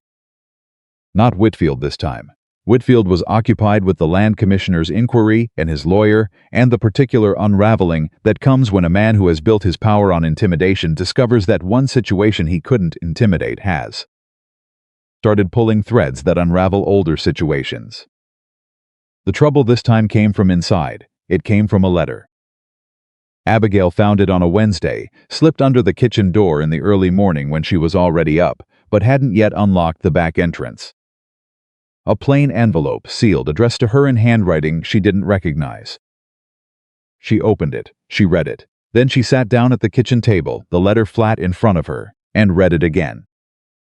It was from the owner of a hotel in Cheyenne, a large, prosperous establishment she'd heard of, but never worked for. The letter informed her that the owner had become aware of her Red Hollow Ranch through her negotiations with the Cheyenne suppliers, who had apparently spoken well of her. The hotel was expanding its operations. They needed someone with her skills and her evident talent for financial management. The position being offered was not simply cook. It was something more: head of household operations, overseeing the kitchen, the accounts, the staff. The salary they were offering was almost twice what Nathan paid her. She sat with the letter for a long time, long enough for the sky outside to shift from the deep blue-gray of early morning into something lighter. Long enough for the first sounds of the ranch waking up to filter through the walls, the barn, the horses, the distant voices of men beginning their day. She thought about the salary. She thought about the position. She thought about what a place like that could be for a woman like her, a proper establishment, a proper title, the kind of work that would never again allow anyone to dismiss her as merely the cook. She thought about the garden, about the bean plants climbing their new trellis, about Clara and her tomatoes and the morning conversations at the kitchen table. She thought about Nathan's face when he laughed at dinner. She folded the letter. She put it in her apron pocket. And she went about making breakfast, because the work was there and the men needed to eat, and her feelings about a letter were not more important than any of that. But the letter stayed in her pocket all day. Nathan found her in the garden that evening. She was doing what she often did in the last light, checking the rows, pulling the few weeds that had come up since morning, thinking. She heard his step and recognized it immediately, and did not turn around. "Clara told me you were quiet today," he said. "Clara notices everything. She gets it from her mother." He came to the edge of the garden. "She also told me that she found you at the kitchen table this morning, holding a letter that you put in your pocket when you heard her coming, and then told her everything was fine when she asked. Abigail straightened. She turned. Clara notices everything, she said again. What was the letter? His voice was even, careful. The voice of a man who is asking something he doesn't entirely want to know the answer to. She reached into her apron pocket and held it out. He took it. He read it. The garden was very quiet. She watched his expression move through the letter the first read, where the information was registering, and the second, where the implications were settling. He lowered the letter. He looked at her. When did this come? This morning. Have you decided anything? No, she said. He folded the letter. He held it without giving it back, which she noticed, and she suspected he noticed that she noticed. It's a significant offer, he said. Yes, the position is better than what you have here. In some ways, she said, the salary. I can see the salary, Nathan. He was quiet. I can't match it, he said. Not yet. Maybe in a year, if the north pasture stays and the winter goes well, and... I didn't ask you to match it, she said. He looked at her. Then what are you asking? I'm not asking anything, she said. I'm telling you about a letter because I told you about it, and you came out here and I don't keep things from you. She held his gaze. What I'm asking myself is a different matter. What are you asking yourself? She looked at the garden, at the rows she'd built from weeds and neglect, and Elias's bean seeds and Pete's water and George's fence work, and Clara's particular brand of determination, and her own 2 hands working at it before anyone else was awake. I'm asking myself whether what I have here is something I can finish and walk away from, she said. Or whether it's something I have to see all the way through. He was very still. How long would you need to decide? He asked. She looked at him. I don't know yet, she said honestly. Few days. He turned to walk back to the house. Nathan, she said. He stopped. She hesitated. There were things she wanted to say, and she was not entirely sure which ones were appropriate and which ones were the kind of thing that, once said, changed the shape of everything around them. She said, if I stay, it's not for the salary. He turned his head just slightly. Not all the way. I know, he said. He walked back to the house. She stood in the garden in the last of the light and pressed her hands into the soil the way she always had, the way she'd learned from her mother and her mother's garden, feeling the particular texture of earth that had been worked and cared for. Earth that had been given something and had given something back. She stayed there for a long time. She thought about what Elias had said about his wife growing things that nobody else could. She thought about what Thomas had said, about standing at the edge of things you'd made and not letting yourself be in them. She thought about Clara pressing her shoulder against her arm on the porch, that simple wordless claiming of nearness that meant, I want you here. She thought about a hotel in Cheyenne and a salary and a title, and the version of herself that would walk through those doors and know, every morning, that she had chosen the practical thing, the safe thing. The thing that protected her from the particular danger of caring about something too much. She thought about that very carefully, and then she pulled the last weed in the row, and stood up and went inside to make sure Clara had eaten something before bed. Because she already knew what she was going to do. She had probably known since the morning the letter arrived. She just needed the evening in the garden to be certain. Some things you had to feel through your hands before your mind could catch up to what your heart had already decided. She wrote the letter back to Cheyenne on a Thursday night. She didn't spend long on it. She'd already spent the time she needed in the garden, and the words that came out were the same words she'd had in her chest. Since the morning the offer arrived, just cleaner now, arranged into sentences. The kind of decision that once made feels less like a choice and more like a recognition. She thanked the hotel owner for the offer. She said it was a generous one, and she meant that. She said she had commitments she intended to honor and work she had not yet finished. She sealed the envelope and left it on the kitchen table to go out with the morning's correspondence. Then she washed her hands and went to bed and slept better than she had in a week. She didn't tell Nathan directly. She didn't need to. The letter sat on the table where he would see it in the morning when he came through for his coffee. And he would read the name on the envelope, the hotel in Cheyenne, and he would understand what it meant that it was sealed and outgoing rather than open and considered. She heard him the next morning pause in the kitchen before she was in it. She was still in the hall when she heard the particular silence of a person noticing something important. Then she came in and put the coffee on, and he was standing at the table with his hand resting next to the envelope, not touching it, just near it, and he looked at her when she came in. She looked back. Neither of them said a word about it. He poured his coffee. She started the biscuits. Clara came in 12 minutes later, demanding to know if the tomato plants needed water before school, and the morning went forward the way mornings did on the Red Hollow Ranch now, with noise and purpose, and the particular texture of days that felt like they were going somewhere. The envelope went out with the morning post, and that was that. What happened next happened slowly, and then all at once, the way most important things do. The garden came into its full strength in late August. The beans that Elias had stored in that tin for years, the ones that had waited patiently in the dark for someone to give them back to the ground, grew up their trellis and produced more than anyone expected.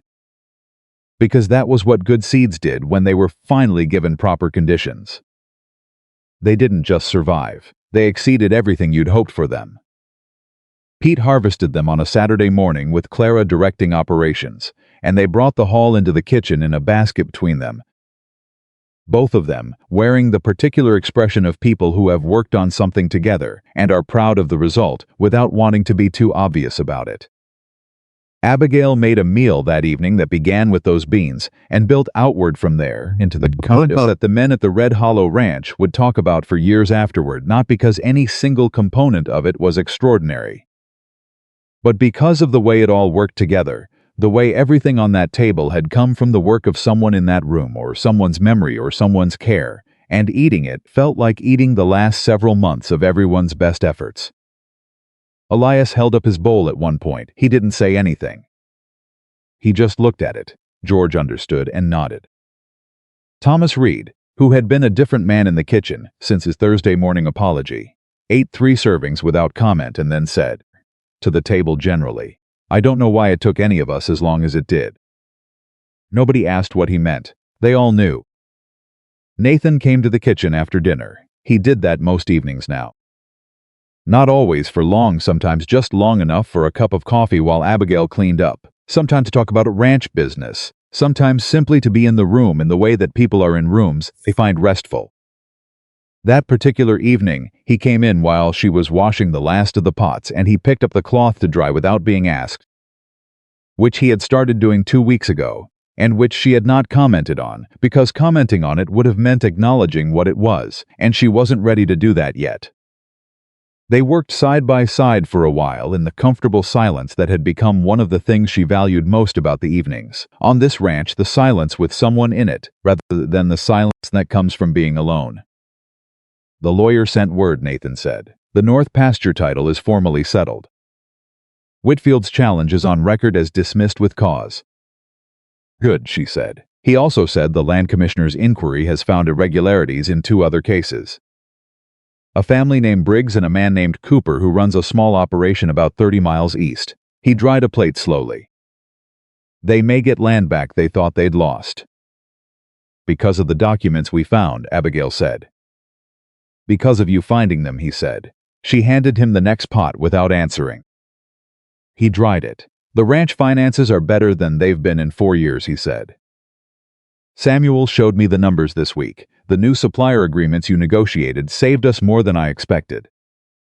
The kitchen costs are down 1/3, and the quality is up considerably. The men are," he paused, "the men are different. The whole place is different. People work differently when they're eating well, and they feel like the work they're doing matters," she said. "That's true," he said, "but that's not why it's different." She kept washing. "It's different because of you," he said. Not careful, not controlled, simply said. She stopped washing. She stood with her hands in the water and looked at the window above the sink, at the dark Wyoming night beyond the glass. "Nathan," she said. "Let me say it," he said quietly. Not an interruption. She waited. He set the pot down. "When Margaret died," he said, "I thought I believed that the best I could do was maintain things. Hold the line, keep everything going the same way it had been and not let it fall apart, and that would be enough. That would be honoring what she'd built with me. He stopped. What I didn't understand was that maintaining things isn't the same as living. And the ranch felt that. The men felt it. Clara felt it. His voice was low and careful, but the control in it was a different kind of control than she'd heard at the beginning, not the control of a man keeping something locked away, but the control of a man choosing how to say a true thing rather than whether to say it. I felt it. I just didn't know that's what I was feeling. I thought I was keeping my head down and doing the work. What I was actually doing was disappearing. The kitchen was very quiet. Then you walked off that wagon, he said, and you walked into this kitchen. And you did something I've watched you do 100 times, since you looked at what was broken and you didn't see the broken. You saw the potential, and that included me. Whether you intended it to or not, she turned around. He was looking at her with an expression that had nothing hidden in it at all. Nothing managed or controlled or kept at a careful distance. Just a man, looking at a woman, in the kitchen that she had rebuilt from nothing, saying a true thing. I know I'm asking something unreasonable, he said. You haven't asked anything yet, she said. I'm asking you to stay, he said. Not as the cook, not as the woman who fixed the finances and saved the ranch from Whitfield, he held her gaze. I'm asking you to stay. As he stopped, something moved through his expression. I don't know the right word yet, but I know what I mean. She looked at him. Her hands were still damp from the washing. She dried them on her apron without taking her eyes from his. Nathan, she said, I know what you're going to say. You don't. He waited. She took a breath. I've spent my whole life, she said, being told what I was worth by how I looked. How much space I took up, whether I fit the picture people had of what a woman was supposed to be. She kept her voice steady. I've had men look at me the way Thomas looked at me the first day I arrived. I've had people make every decision about what I could and couldn't do based on nothing more than what they saw before I spoke a single word. She paused. So I need to ask you something, and I need you to answer it honestly. He nodded once. When you look at me, she said, what do you see? He was quiet, but not the quiet of hesitation, the quiet of someone taking the question seriously rather than reaching for the comfortable answer. I see the woman who got down on her knees in a ruined garden before anyone on this ranch had decided to trust her, he said. I see the woman who found 2 pieces of paper in a dusty box that saved everything I inherited from my father. I see the woman who fed my daughter apple pie and let her work in the tomato rows and told her the truth about grief when she asked, which was better than anything I've managed to say. He took a breath. I see someone who has been doing extraordinary things in ordinary rooms her whole life, and who has somehow convinced herself that the room is the measure of the work. He looked at her, clear-eyed, unflinching. I see you, Abigail. Whatever that means to whoever's asking, that is what I see. She held his gaze. The kitchen was warm.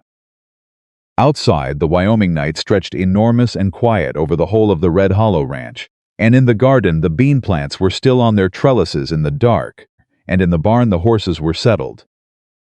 And somewhere in the house Clara Caldwell was asleep in her bed and dreaming whatever 11-year-olds dreamed when they felt safe. I already told Cheyenne no, Abigail said. I know. I'm not staying because you asked me. I know that too. I'm staying because this is where the work is, she said. And because the work stopped being the only reason a while ago, and I've been trying to be honest with myself about that. She looked at him. I'm not always comfortable with what I feel. I've learned to be more comfortable with the work. I know, he said for the 3rd time, but differently. Softer. I don't want to be something that gets decided about, she said.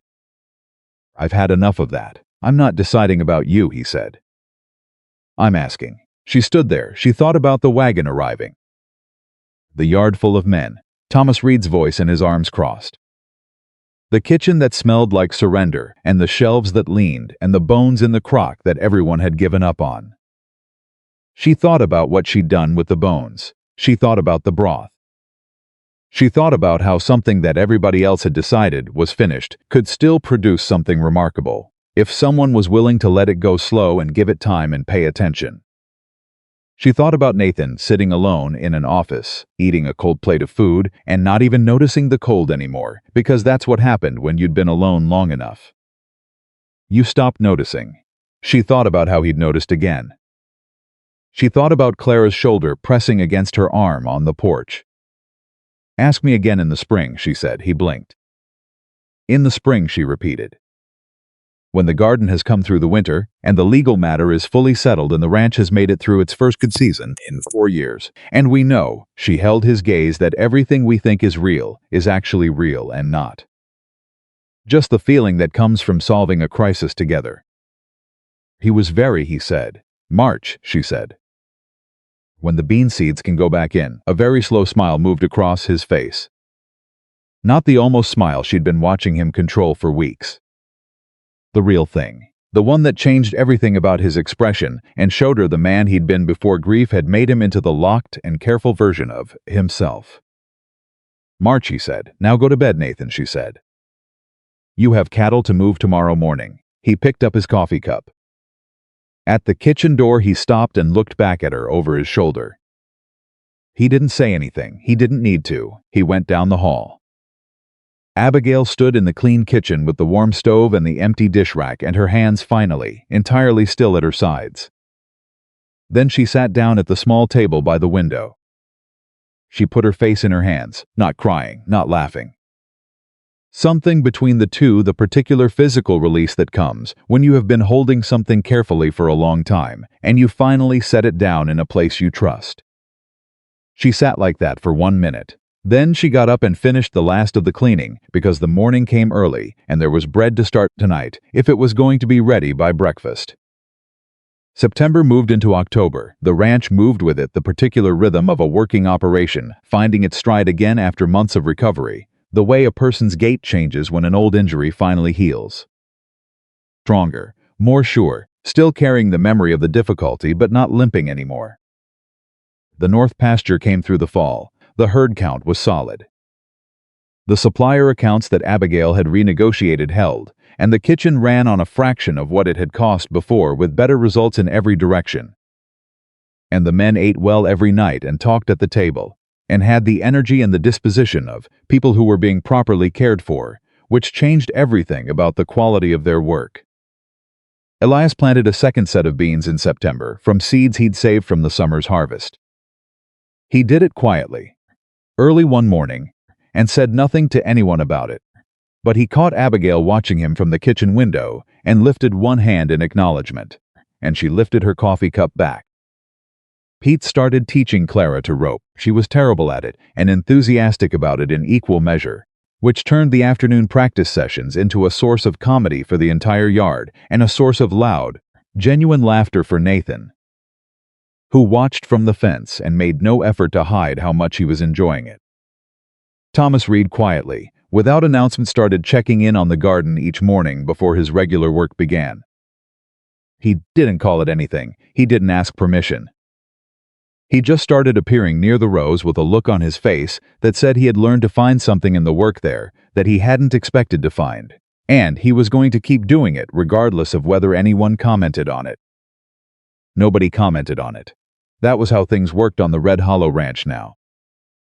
George's birthday was in October, and nobody would have known except that Clara found out somehow. Nobody was entirely sure how. Because Clara had a gift for finding out information through channels that remained opaque and announced it at breakfast one Thursday morning with the confidence of someone who considered this information publicly relevant. Your birthday is Saturday, she told George, pointing with her fork. George looked at her. Clara. Nathan, Saturday, Clara repeated. George looked at Abigail. Abigail kept her expression neutral. I may have heard something about fried apple pies. George set his fork down. Something moved across his face, the same thing that had moved across the first time she'd put those pies on the table, that complicated mixture of memory and grief and gratitude, but softer now. The grief had not gone anywhere, but it had more company around it. You don't have to do that, he said. George, Abigail said, when have you ever known me to do anything I didn't decide to do? He laughed. It was an uncomplicated sound, clean and warm and real. She made the pies on Saturday. She made enough of them this time. Proper enough apples had come in from the grove by the north fence in October, more than she'd had all summer. And she made enough pies that every man at the table had 2 and George had 3, and Clara had 1.5 and declared that she would require the recipe for when she had her own kitchen someday. "You're 11, Nathan said. "I'm planning ahead," Clara said. George ate his 3rd pie in a particular silence. When he was done, he looked up. "My mother would have liked you," he told Abigail. She held that. "That's the nicest thing anyone has said to me in a long time," she said. "Well," George said gruffly, looking back at his plate. "True." Elias raised his coffee cup. Thomas followed.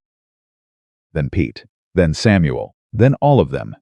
One at a time, lifting whatever they had in their hands, a cup, a fork, a glass of water, not as a planned gesture, but as the kind of thing that happens when enough people feel the same thing at the same time, and the feeling finds its way out through simple action. Nathan at the end of the table lifted his cup last. He looked at Abigail. She looked at him. The dining room of the Red Hollow Ranch, the room that had been silent and resigned, and heavy with a grief that had spread the way all unacknowledged grief eventually spreads. Outward through everything that grief touches was so full of noise and warmth and the particular richness of people who have been through something hard together and come out the other side that the walls seemed to hold it the way good walls hold heat. November came in cold. Wyoming winters announced themselves early and without apology, and the ranch shifted into its cold weather rhythm: the longer nights, the heavier work of maintaining the herd through frost, the particular urgency that came with making sure everything was prepared and provisioned and strong enough to last until spring. Abigail worked harder in November than she had since she arrived.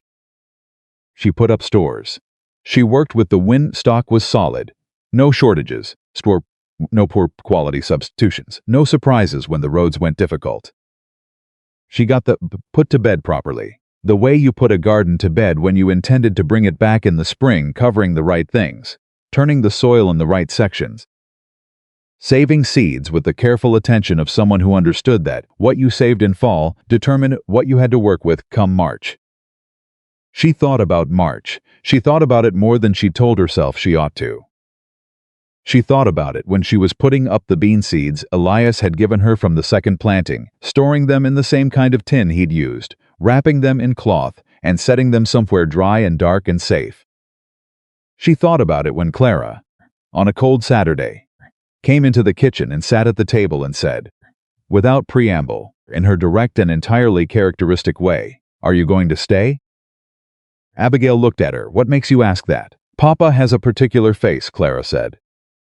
"He's had it since September. It's the face he makes when he wants something and doesn't know yet if he's going to get it." She looked at Abigail steadily. "I recognize it because it's the face I make too, apparently. He told me so." Abigail sat down across from her. "What would you think," Abigail said carefully, "if I did stay? Not just as the cook?" Clara was quiet for a moment, not a child's quiet, not the quiet of someone gathering courage or looking for the right answer. The quiet of someone actually thinking. "I think my mother would want my father to be happy," she said. She was not the kind of person who would want him to be alone forever to prove something. She looked at her hands on the table. "And I think," she started again, "I think a person can love 2 things that are different. Papa always said that about the ranch, that loving the cattle didn't mean he loved the horses less. They were different loves." She looked up. "I think people work that way too." Abigail looked at her, this 11-year-old girl with her father's eyes and her mother's stubbornness and her own particular brand of direct, undecorated intelligence. "You're going to be something remarkable," Abigail said. "I know," Clara said, without vanity, simply as a statement of fact. Then, just slightly softer, "So are you." Abigail reached across the table and covered Clara's hand with her own. The girl didn't pull away. Winter settled over the Red Hollow Ranch and the ranch held. That was the thing that Abigail would think about later, the holding. The particular experience of watching something you'd helped rebuild encounter its first real test and stay standing. The roads went bad in December, and some of the supply lines were difficult, and there were 2 weeks in January when the cold was vicious, and 2 of the younger cattle were lost to it, and the nights were long, and the work was unrelenting. And the ranch held, because the stores were right. Because the men were fed and strong and accounted for. Because the finances were sound enough that a hard winter was a difficulty rather than a catastrophe. Because there was someone in the kitchen before first light every morning, making sure that the people who did the hard cold work came inside to something warm and real and worth coming inside to. Because when something has been rebuilt from the foundation, it holds differently than something that's been patched. Nathan said that to her one February morning, when they were both up before the house, standing in the kitchen with their coffee, while the cold sat heavy against the windows. Last winter, he said, I genuinely wasn't sure we'd make it to spring. I know, she said. This winter I haven't worried about it once. He looked at his cup. That's new. That's right, she said. He looked at her. How much longer, he said. She knew what he was asking. 5 weeks, she said, give or take. When the ground starts to think about thawing. He nodded. He finished his coffee. At the kitchen door, he stopped. This was a habit of his. She'd noticed stopping at the door before he left a room where she was in it. Not always to say something. Sometimes just the stopping itself was the thing. Abigail, thank you, he said. For the winter. She knew he didn't mean the cooking. Thank you for trusting me with it, she said. He went out into the cold. She turned back to the stove. 5 weeks. The ground began to soften in early March. She felt it under her boots when she went to check the garden, the particular give of earth that is deciding to be alive again after months of being frozen. The way the soil changes from something rigid and shut to something that will yield to pressure. She was crouched down, pressing her palm flat against it when she heard him behind her. She didn't turn around. She knew his step. She had known it since November. She had known it, if she was honest, since the first week she arrived. From listening through kitchen walls and office doors and hallway floors. The ground's thawing, she said. I noticed, he said. She pressed her fingers down a little deeper. The bean seeds should go in this week, she said. Or next week at the latest. Elias saved enough for 2 full rows. Pete wants to add a 3rd row of something different. There's a squash variety from a catalog he's been looking at. Clara wants tomatoes again, Nathan said. Clara can have tomatoes again. Abigail straightened up. She turned around. He was standing at the edge of the garden, the same way he'd stood dozens of times before in every season since she'd arrived, watching her work, present without intruding. Occupying the space of a man who had learned that some things needed room to grow, and you didn't rush them. He was holding something. She looked at it. He looked at it too, briefly, then back at her. Elias gave me this, he said. He said you'd know what it meant. She knew what it meant. She crossed the garden and took the tin from him and opened it. Inside, wrapped in a piece of clean cloth, were 24 seeds, dark, small, perfectly preserved. The 2nd generation of Elias's bean seeds, saved from last summer's harvest, stored through the winter, ready for the ground.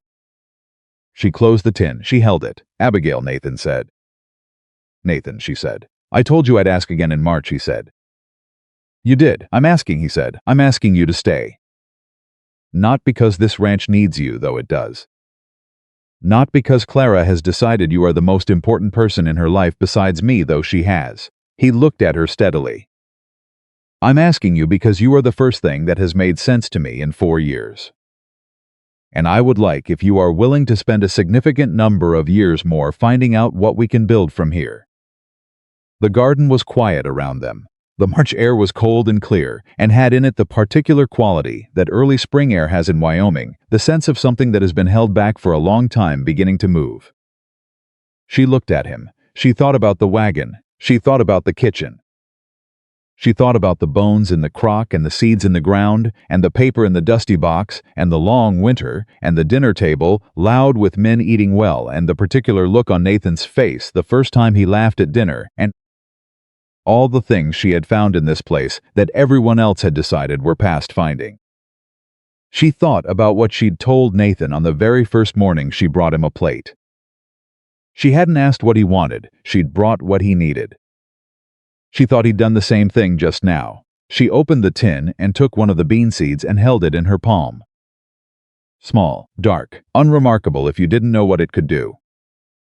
Everything it was capable of was invisible until it was in the ground. Yes, she said. It was a small word. It always was when it was the right one. Nathan took a slow breath. Then he reached out and closed her fingers around the seed, gentle, certain. The way you hold something you know is valuable, and held her hand in both of his. The ranch was alive around them, the horses in the barn. The men starting the morning's work. Somewhere inside the house, Clara's footsteps crossing the kitchen floor, looking for breakfast. Looking for Abigail. Looking for the particular shape of a morning that had come to feel like hers. Abigail Turner had arrived at the Red Hollow Ranch with one worn bag and a body full of years of being told she wasn't enough. She had found a kitchen that nobody believed in, a garden that everyone had given up on, a man who had forgotten how to want things, and a girl who needed someone to tell her the truth. She had not fixed any of it by being less than herself. She had fixed all of it by being exactly what she was, by looking at what remained and seeing not the loss but the possibility, by getting down in the dirt and putting her hands into things that others had decided were finished, by understanding in the deep, unshakable way that some people are given to understand things, that nothing worth having grows without being tended, and nothing truly lost stays lost if someone is willing to do the work of finding it. She had turned the dirt and the scraps and the silence and the grief into something that would outlast all of them. And the man who had once begged her not to walk away was standing in the thawing garden with her hand in his. She had never needed anyone's permission. She had only ever needed the ground and the seeds and the will to put them together. And now, in the first real warmth of a Wyoming march, with the whole long good work of the rest of her life stretched out in front of her, Abigail Turner finally fully let herself be exactly where she was. Home.